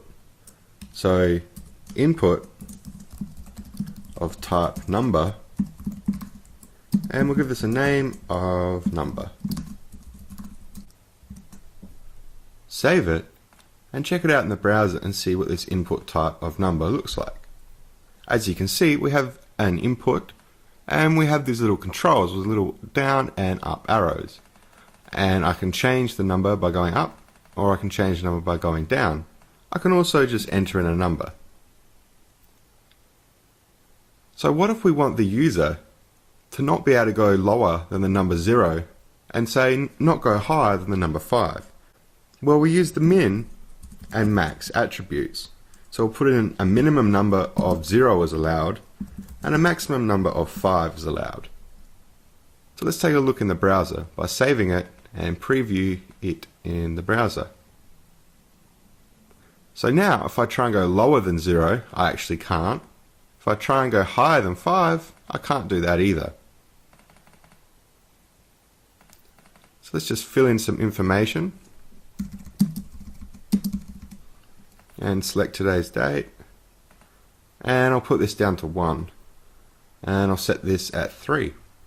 So go submit the form, and at the end of the query string, see number equals 3, the number that I'd selected from this number input.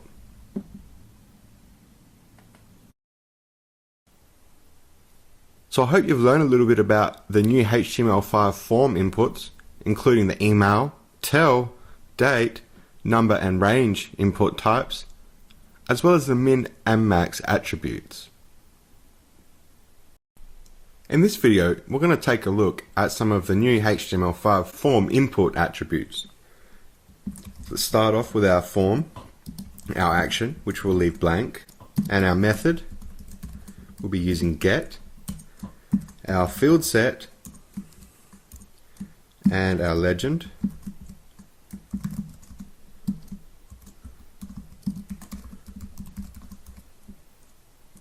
Right, so let's just start off with a simple text input. Give this a name of username. Right, so what happens when we want the user to load up the page and have their cursor already flashing in a specified input? So that's actually quite handy when someone loads the page and focus is already being brought to that input on page load, so they can just start typing as soon as the page is loaded. We can do that with the autofocus attribute. And in HTML5 it looks just like that. So let's load this in the browser by saving it and previewing it. And as you can see on page load, my cursor is already flashing in this input and I could already start typing. So that's quite a handy feature. So what if we actually require a user to actually fill in a certain input? We can do that by using the required attribute, just like that. So let's go ahead and add in our input of type submit so we can test out this required attribute. We can go ahead and save this and take a look in the browser. As you can see, our input field still has the autofocus attribute working nicely. So if I go ahead and click submit, I actually get this little pop-up saying please fill out this field. So I could go ahead and type in anything and the form will be submitted.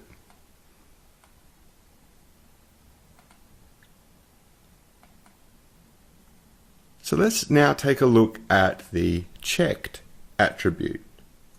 We can use this with either radio buttons or checkboxes. So let's try out some radio buttons first. Input type equals radio. Give this a name of on off and give it a value of on. And another radio button. Input type equals radio. Name equals on off. And value equals off. And add in some checkboxes. Input type equals checkbox. Name equals checkbox 1. And the value is yes, we'll say. And one more checkbox. Type equals checkbox. Give this a name of checkbox 2 and a value of, say, no. So now we have some radio buttons and checkboxes. I'm actually going to go ahead and add in some labels so we can actually see which form input types are which.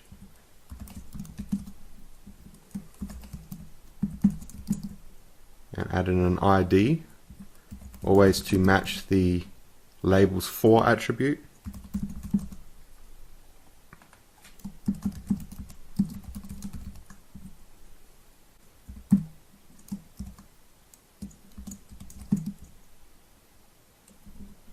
And again, an ID to match the labels for attribute. Just a few more labels.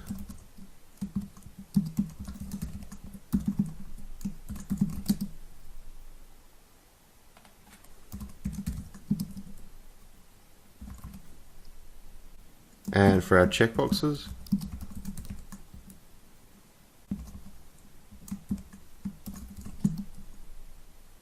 and ID to match the labels for attribute, and one last label.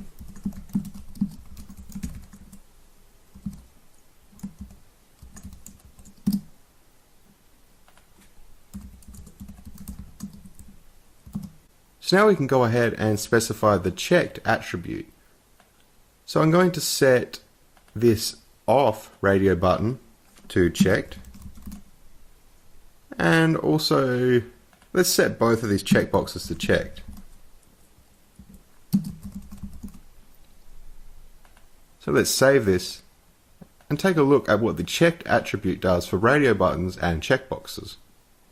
As you can see, both checkboxes are checked by default, and the off radio button is also checked by default, as specified in the file, in the HTML file.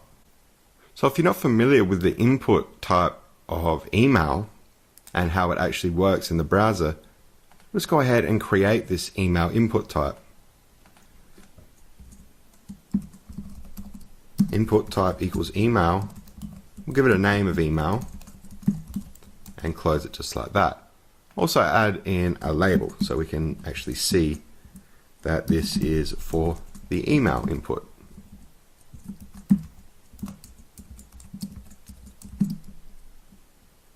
And an ID to match the labels for attribute as always.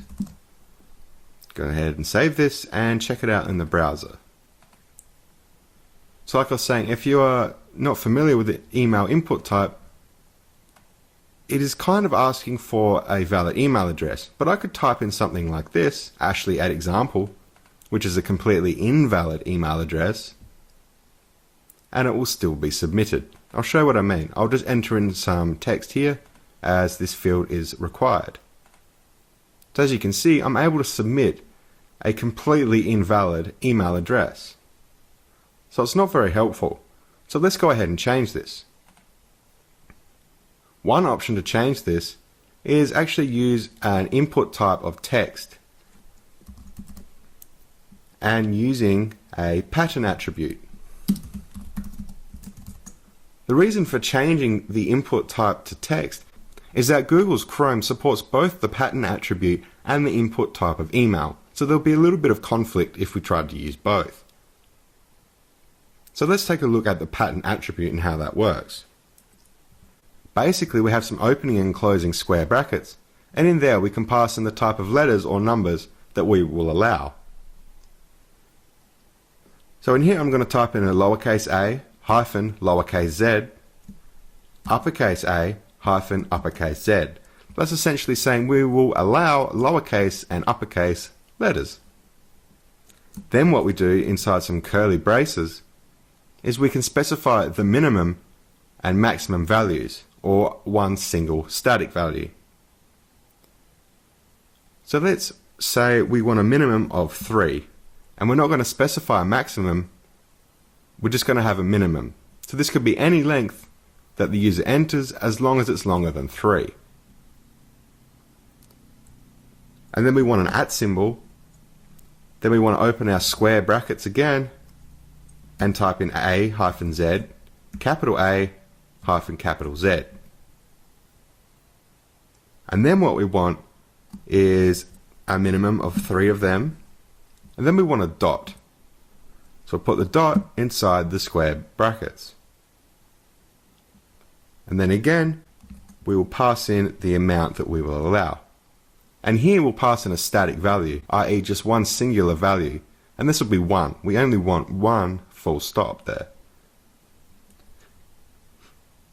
Then we open and close our square brackets again and pass in A to Z, capital A to capital Z, and then the number that we will allow. We'll allow a minimum of 2 with no maximum specified, as there are some domain names like .me that have only 2 letters, and we don't want to cause any problem for those users.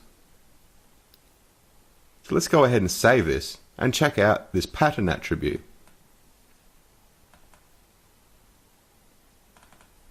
So let's just enter in some data. And for the email address, I'm now going to select an invalid email address and see how this works. And as you can see, we have this please match the requested format pop-up show up on the browser. And our form has not been submitted. So what happens if I put the .com? This is now a valid email address. Clicking submit, that now submits the form. So as you can see, when I type in an invalid email address and click submit, this pop-up isn't very helpful. The end user will most likely never know what the requested format is. So we can help the user out by passing in a title attribute. This looks just like this.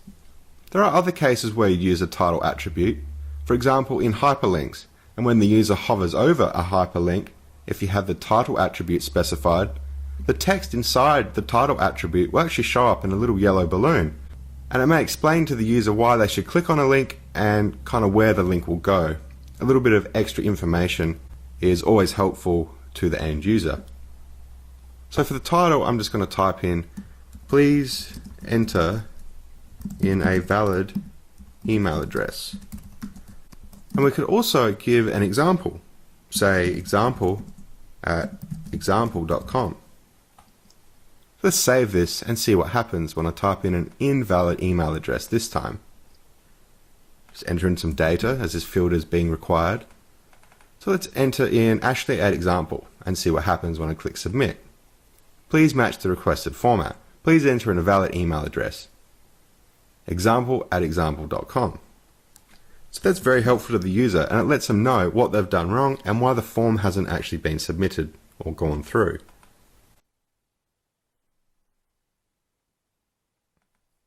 So let's take a look at using the pattern attribute with the tel input type. So input type equals tel. Name, I'm just going to call this phone. And close it just like that. And we'll add in our label. Just going to call it phone.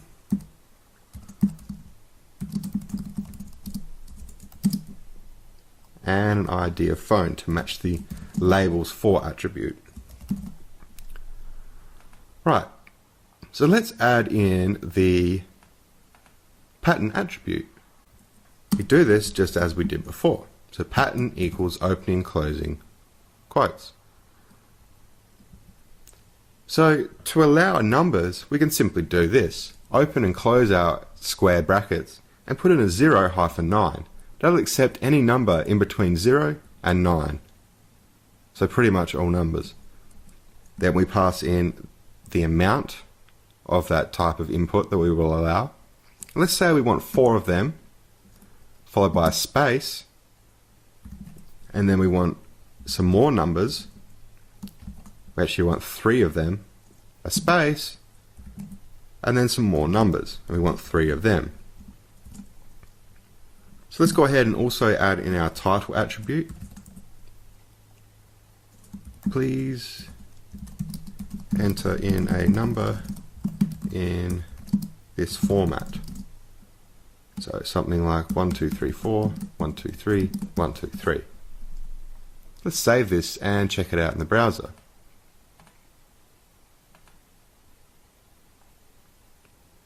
So let's just get our information entered in correctly.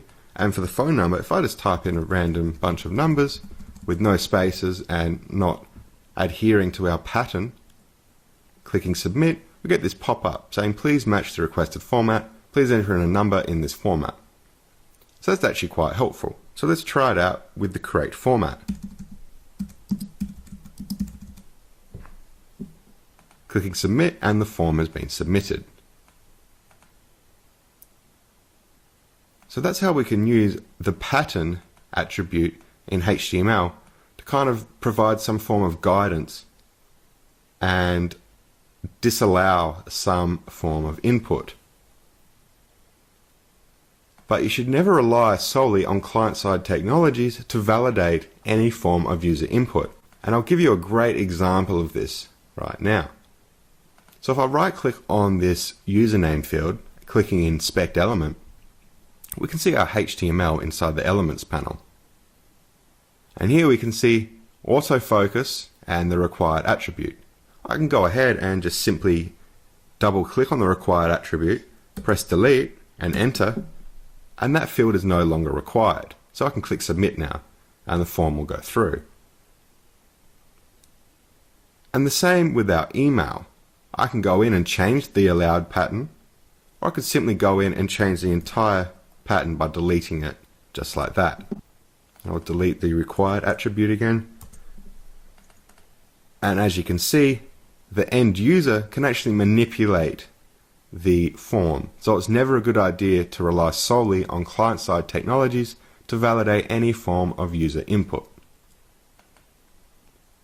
So I hope you've learned a little bit about using the pattern attribute, autofocus, the required attribute, and checked for radio buttons and checkboxes, and also the title attribute. In this video, we're going to take a look at adding in a relative URL or file path into the action attribute of our form element. So let's open and close our form, add in our field set, add in our legend, and I'm just going to type in action attribute. Then I'm going to add in just one input of type text. I'm going to give it a name of username, close it like that, and have our input of type submit. And we'll just leave the default text on that button. So now let's put in our action and our method. And our method, we will be using get. So now I'm going to go ahead and create a new HTML file inside this HTML directory by right-clicking, going down to new file, and we'll name this destination.html.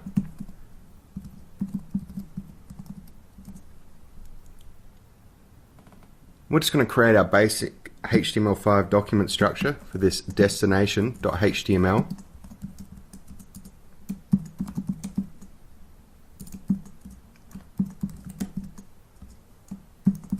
not forgetting our character set, UTF-8,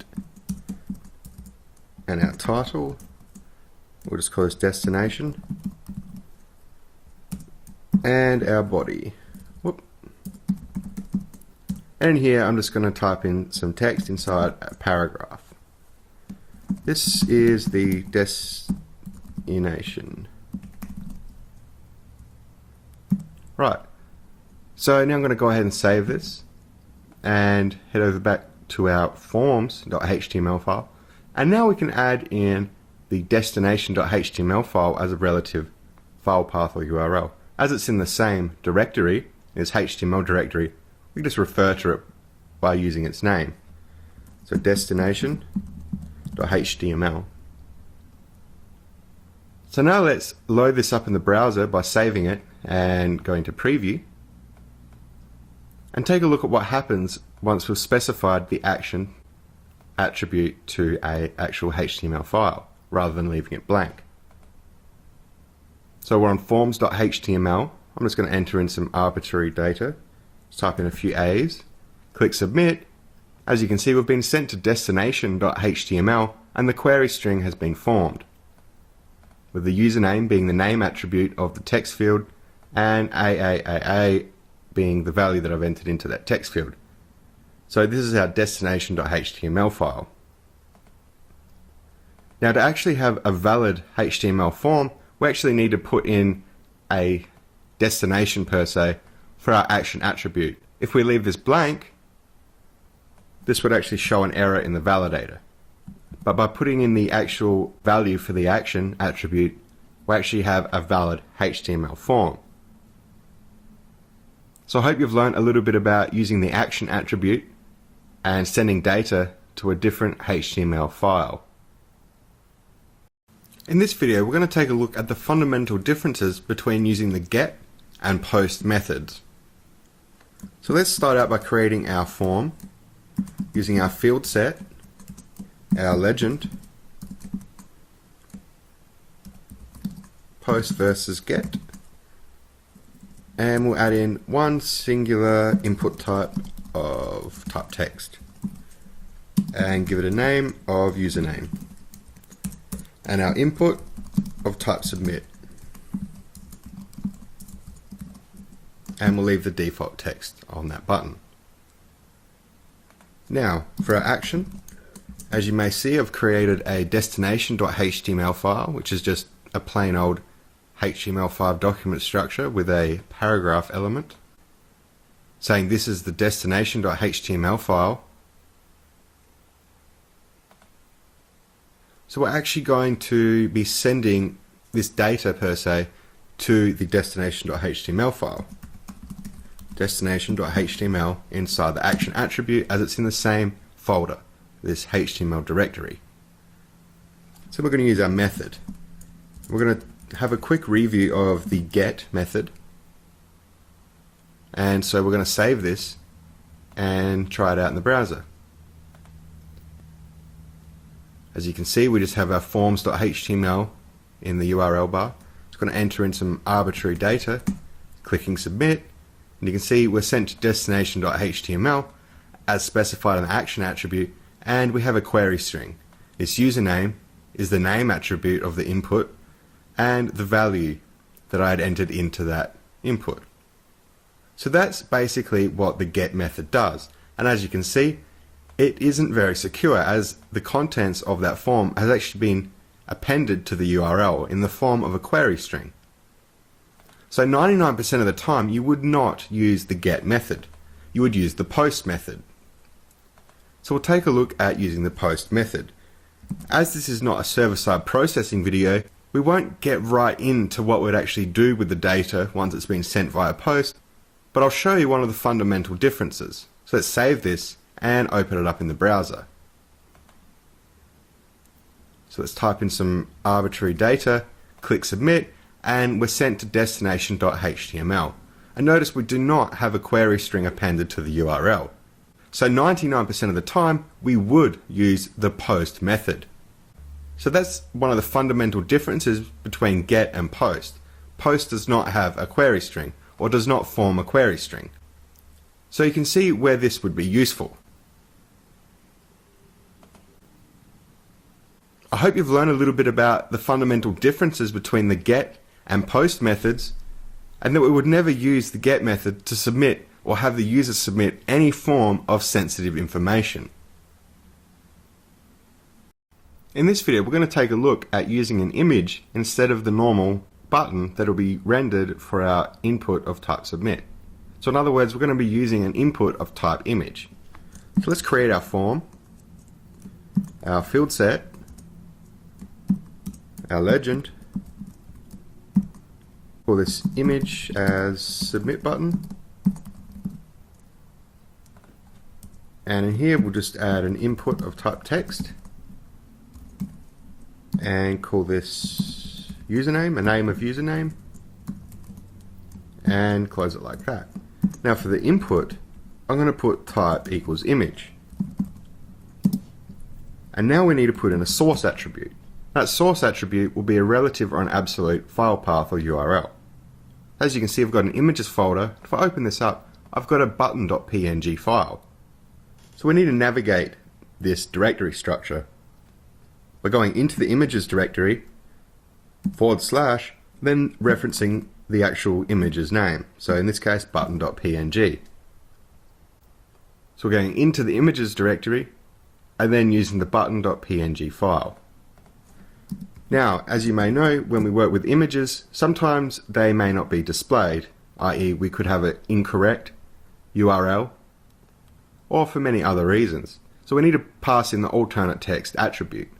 For this, I'm just going to put submit. So in the case that our button cannot be rendered, we will still have some text saying submit.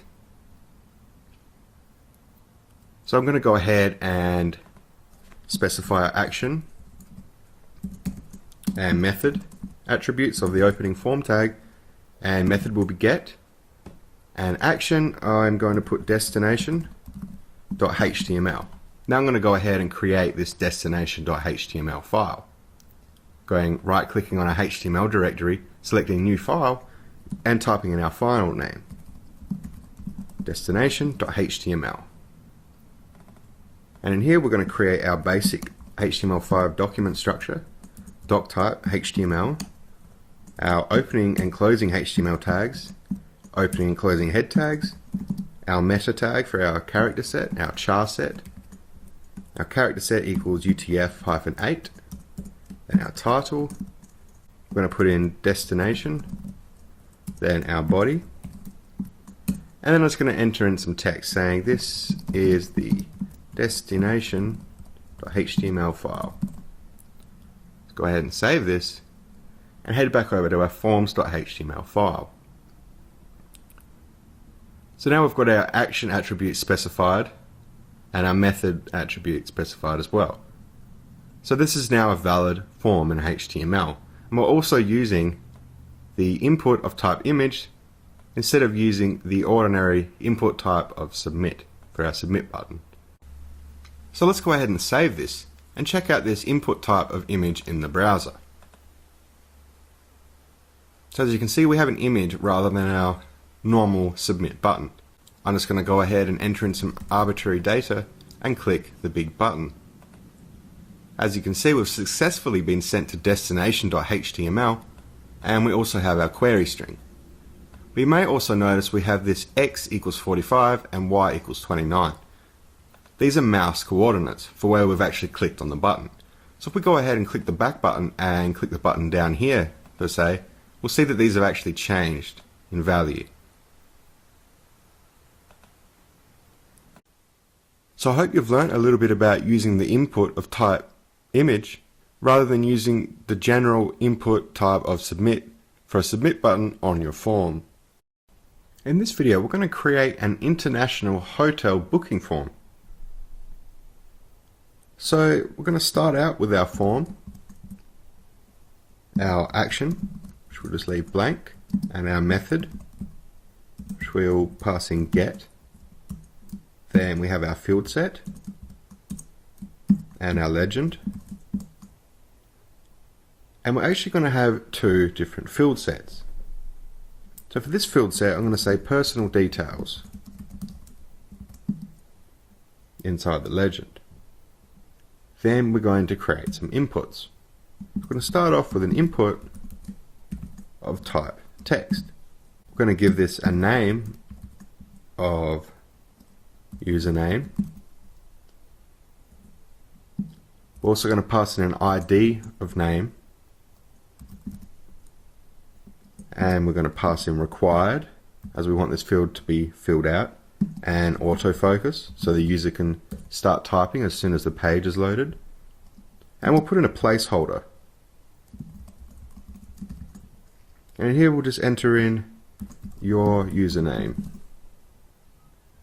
And we'll have a pattern, and for the pattern what we want to do is allow any amount of letters as long as it's greater than 3, whether that be uppercase or lowercase. So we'll do A-Z in lowercase, then capital A hyphen capital Z, and then we will allow a minimum of 3, just like that. Also want to pass in the title, so we can give the user a helpful hint if they enter in any information that does not match this pattern.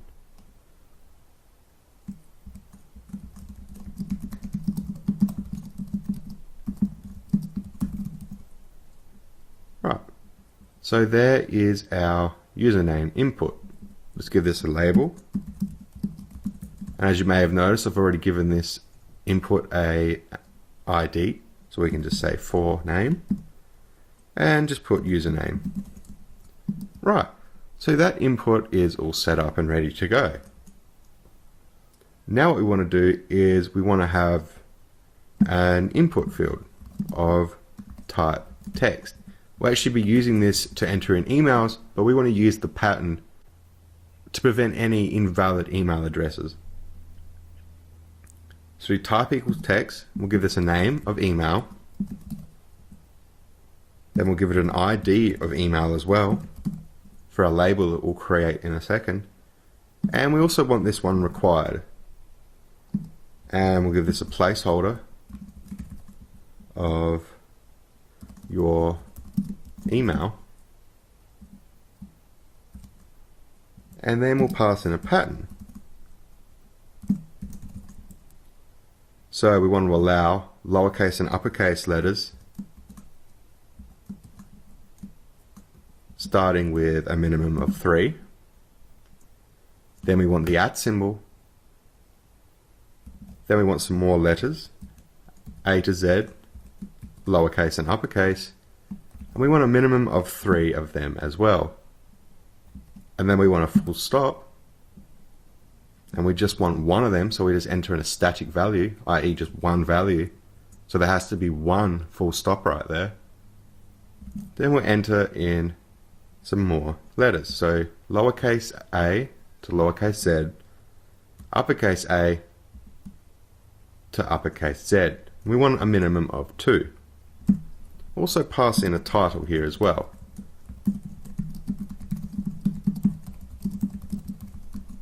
Please enter in a valid email address. So now we can go ahead and add the label for this input for email, as we've already created the ID of email for this input.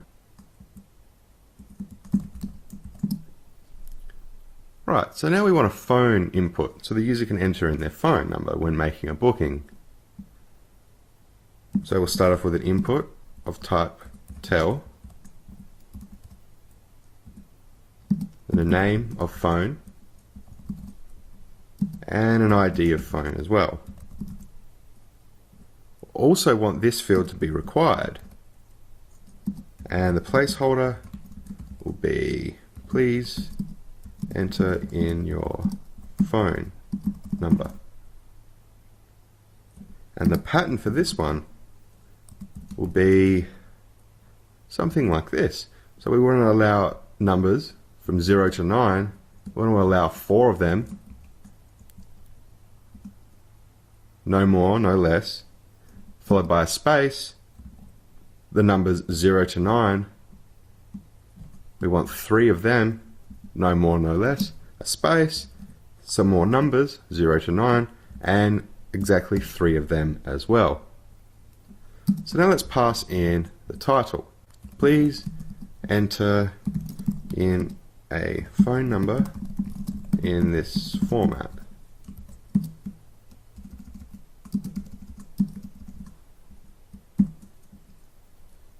And we'll add our label.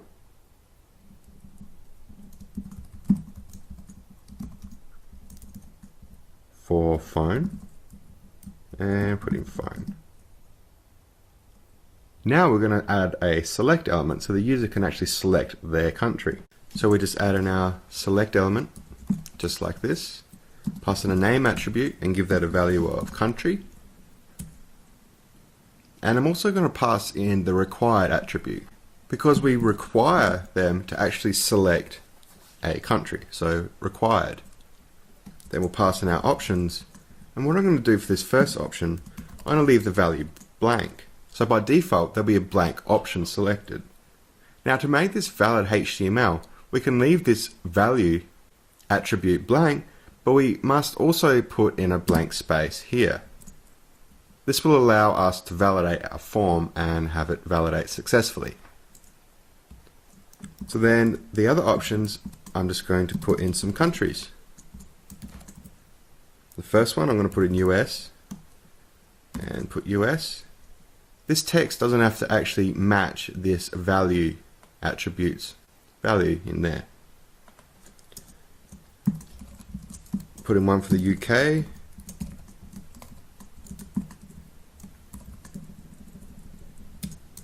And one more for Australia. AUS. Right. So now we have our select element complete, we actually have our first section of this form completed. Our field set is complete. So now we can go ahead and put in a line break just to separate this first section from this next section. And we're going to put in our second field set, as field sets are used to group related inputs. So these are related as they are relating to personal details. And these will be related because they'll be related to booking details. So for the legend, I'm going to put booking details. Then we can add in some more inputs. So I'm going to start off with an input of type date. I'm going to give this a name of date. And we're also going to pass in a minimum value, because we don't want the user to book a date in the past. That wouldn't really make sense. So remembering the actual format for the date as it is submitted, we use the year hyphen the month hyphen the day. So in this case I'm going to say a minimum value of today's date. So that'll be 2013 hyphen 12 hyphen 02. Then I'm going to close the date input just like that. Now we're going to put in an input of type number. Give this a name of number of guests. Then we're going to say we can have a minimum of 1 guest and an absolute maximum of 6 guests booking for the same hotel room, I assume. And close it just like that. Now we're actually going to have a paragraph, and we're going to say, do you require meals? And under here we're going to have some radio buttons. So an input of type radio. I'm going to give this a name of meals and a value of yes meals. Then a second input of type radio. Give this a name matching the previous radio button as to form some kind of radio button group, and give this a value of no meals. So now I want to put in a line break to separate this next input, and this next input is going to be of type checkbox.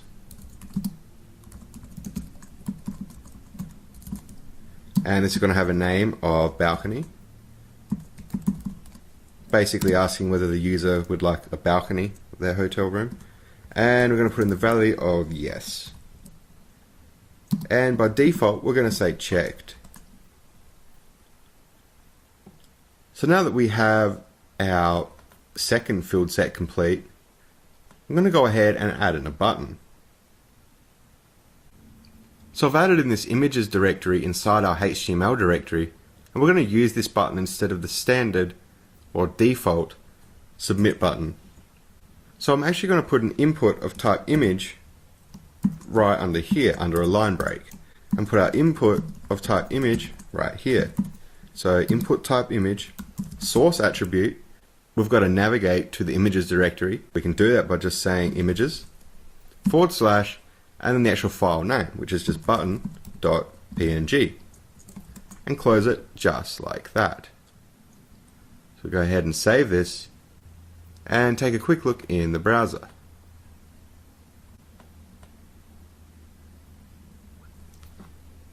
As you can see, we have some kind of form. We have our first field set and our second field set.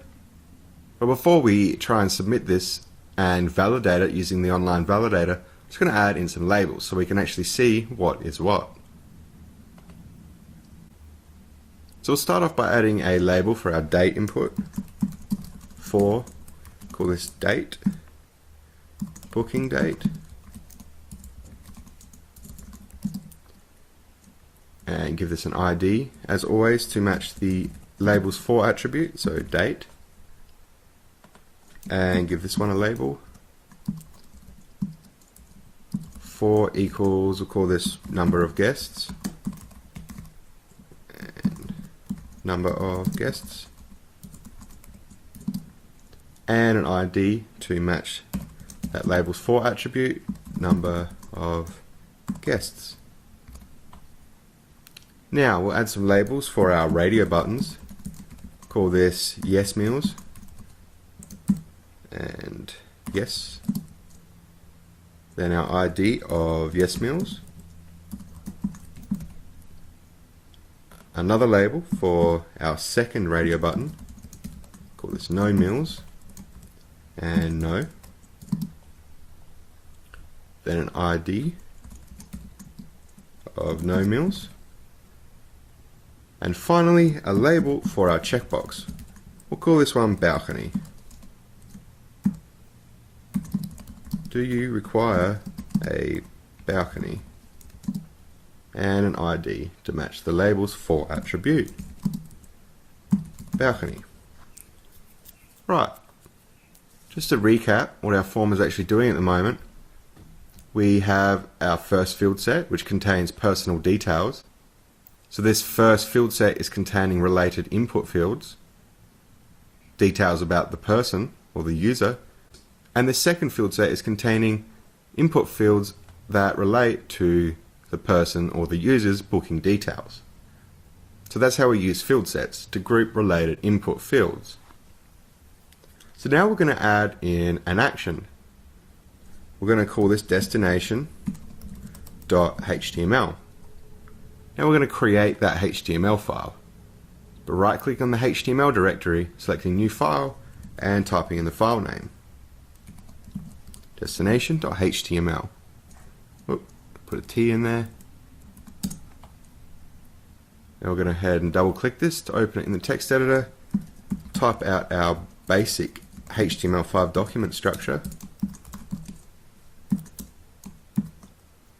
Our head. And our meta tag for the character set or the char set, UTF-8, our title, just calling this destination, and our body. In the body, I'm actually going to use a level 2 heading and say this is the destination form. Destination.html file, I should say. Right, so we're going to go ahead and save this. And save this now that we've got our action and our method set up. And we are using an image instead of our general submit button. We can actually be passing in an alternate text attribute. So if the image cannot be rendered for whatever reason, including the image not being found at that relative URL, we should pass in text so that would be rendered as a kind of fallback solution. So now that we've entered in our alternate text, Let's go ahead and save this and check it out in the browser and have a go at submitting our form. So I'm going to go ahead and just click submit without entering in any details. Please enter in more than 3 letters. So that's our pattern attribute doing that for us. And now we're prompted to enter in a valid email address. So I'm going to put example@example.com and submit. And now we're prompted to enter in a valid phone number in the form of 4 numbers, space 3 numbers, space 3 numbers. As you can see, our select element is actually displaying a blank value. So if we click submit, please select an item in the list. So I'm going to go ahead and select Australia. Now we can go ahead and select the booking date. We can't actually go back in time, we can only go into the future or select today's date. So I'm going to select today's date. And we're only allowing 1 to 6. So we can only select a number between 1 and 6 for the number of guests. So let's select 3 of them. Do you require meals? We can either select yes or we can either select no. We cannot select both of them at the same time. So that makes sense. We're going to say yes. And do you require a balcony? I'm going to go ahead and uncheck that. So clicking on our button, we can see that our form has been sent to the destination.html file. And we have our query string containing all of the data that we've entered into the form, including our mouse coordinates for the image where we've clicked on the actual submit image. Right, so let's head on over to validator.w3.org and let's validate this file. So go to Forms, Open, and click Check. This document was successfully checked as HTML5, passed with 2 warnings. Let's check out these warnings.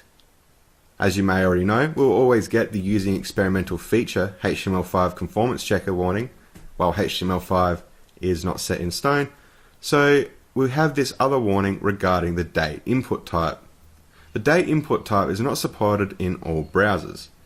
Please be sure to test and consider using a polyfill. So basically that's letting us know that the input field of type date may not work consistently among browsers and platforms. Hopefully one day soon in the future this will actually be a recommendation or be fully supported, because it's actually a really cool input type and it's very helpful. So there we go, we have a valid form in HTML5. In this video we're going to take a look at some of the new HTML5 semantic elements. So the word semantics comes from ancient Greek, referring to a study of meaning. So when we say semantic elements, we simply mean elements with meaning, i.e. from the element's name we have a rough idea on what the element should actually contain. So let's start out by taking a look at the nav element, denoted by the opening and closing nav tags. Now the nav element should contain the main navigational content of a web page, such as links to help the user navigate their way around the website. Now we also have a header element, and the header element should contain introductory text regarding the web page, or introductory content I should say. We also have a footer element, denoted by the opening and closing footer tags. Inside the footer element we should put some content such as links to other related documents and copyright information. Copyright information could be regarding the author of the website.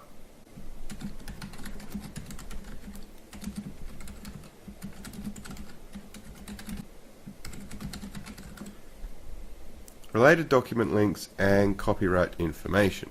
Let's clear that up. Now we also have a section element, denoted by the opening and closing section tags. The section element is defined as being a thematic grouping of content, and we should identify what that content is with some form of heading. I'm just going to put HTML And then we could have a paragraph of text under that heading saying HTML is a great language to learn. And there's some form of section. It has a theme, and the theme is HTML, and we've identified that with our level 3 heading. And we also have an article element. I'm just going to put it down here. Now the article element is defined by the opening and closing article tags. Now the article element is defined as representing a self-contained composition in a document. So an example of this would be using the article element as some form of forum post. So let's take a look at this. We could have our header element. Inside our header we could have a level 3 heading. This is a forum post, and under there we could have, say, a paragraph element saying by Ashley. Then under there we could have our content. This is a very, very short forum post. Then under there we could also have our footer element saying written by Ashley.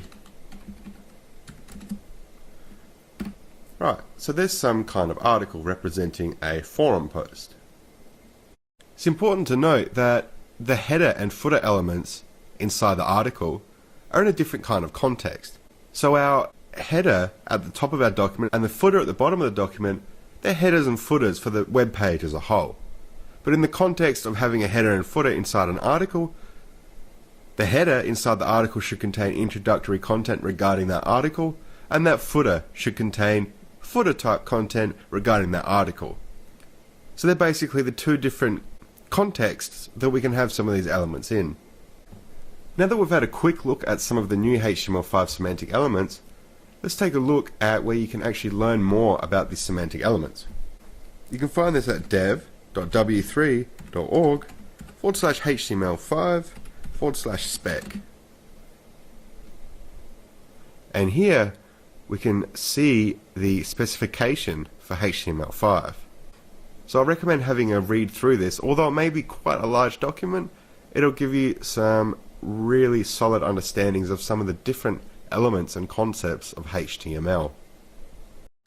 In HTML5, we also have a meta element and a progress element.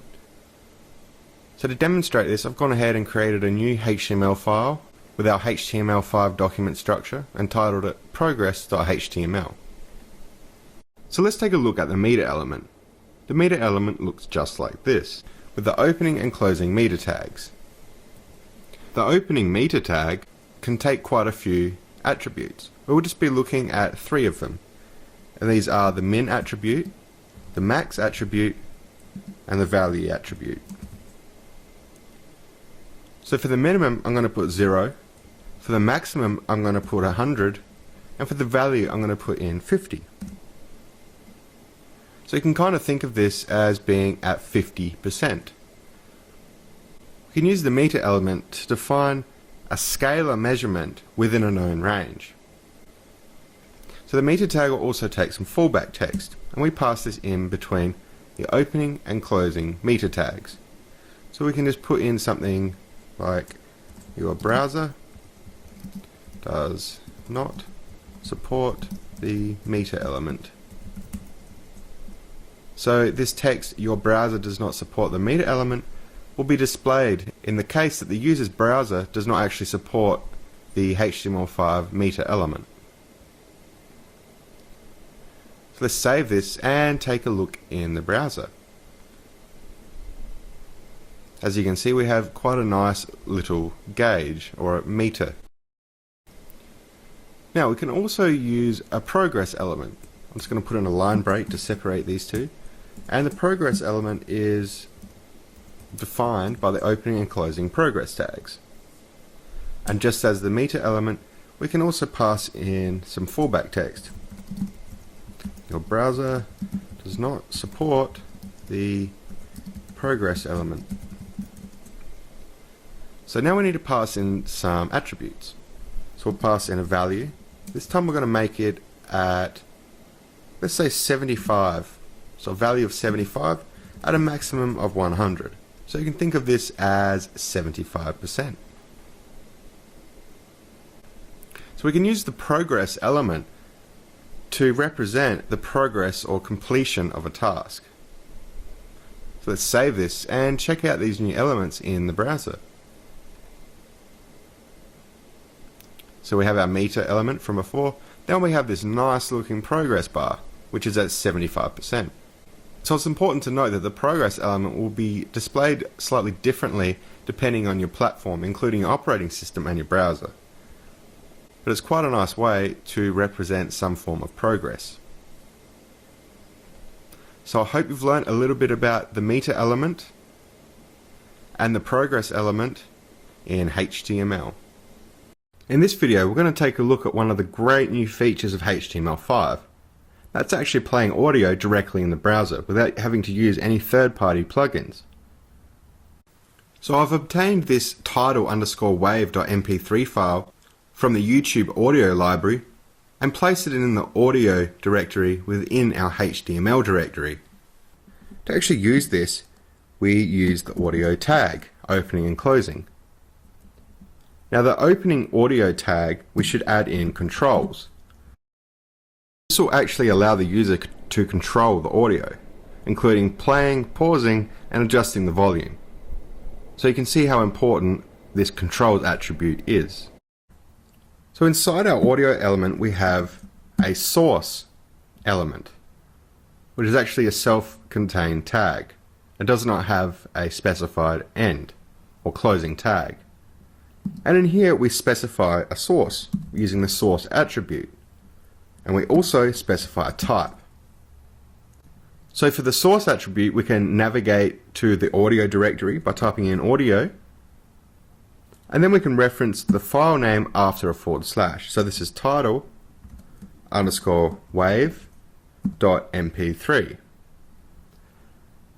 Now for the type, this type attribute actually accepts a MIME type. And a MIME type is basically something that allows the browser to know what it's actually receiving, what type of data it is receiving. So the MIME type for .mp3 files is actually audio /MPEG,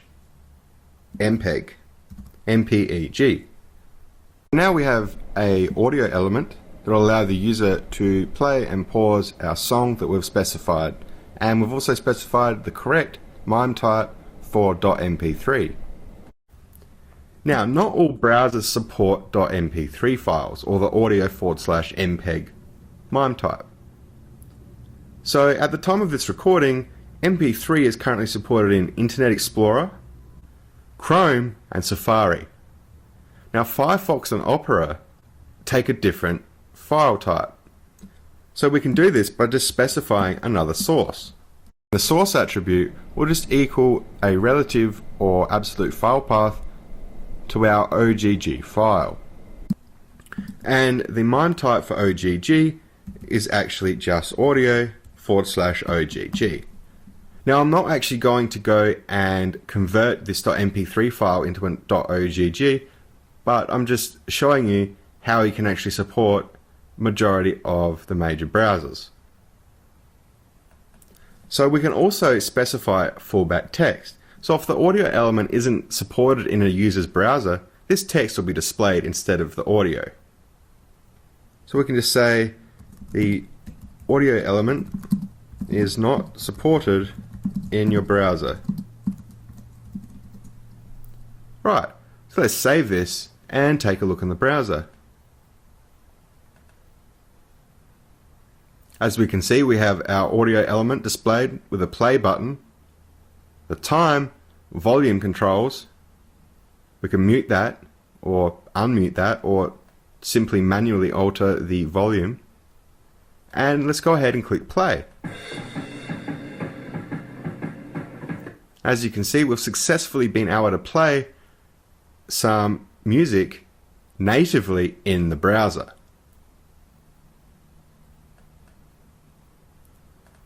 So just to recap, I haven't actually created this .ogg version of that music. I'll leave that up to you.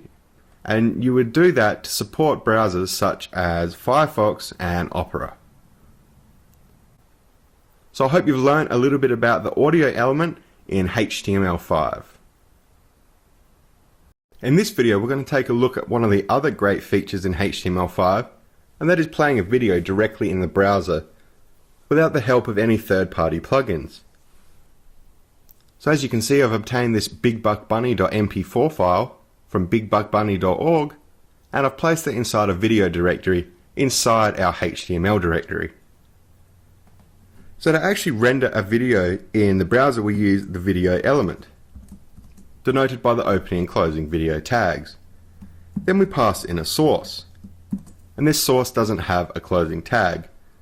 And then we pass in a source attribute and a type attribute. The source is the relative or absolute file path to the video, in this case inside our video directory.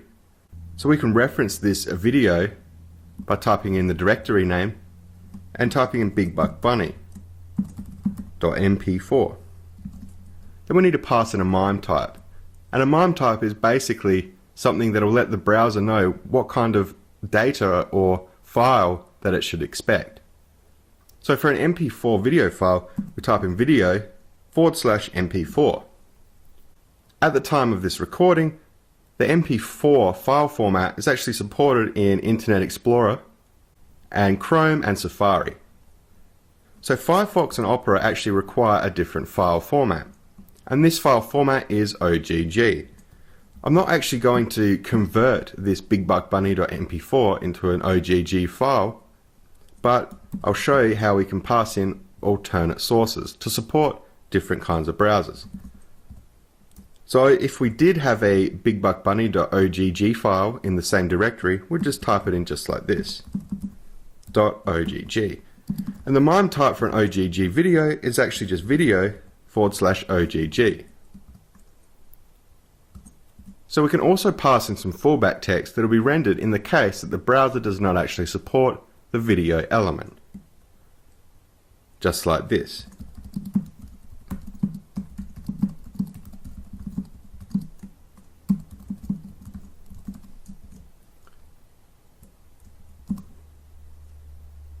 And in the opening video tag, we actually need to pass in a width, a height, and an attribute.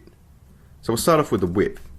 For this, we're going to say 640, that's 640 pixels. And the height, we're going to set this to 480 pixels. And we need to pass in the attribute of controls. And it looks just like that. So now let's go ahead and save this and check it out in the browser. As you can see, we have our video displayed in the browser with some controls. We can go ahead and hit play, and the video will play.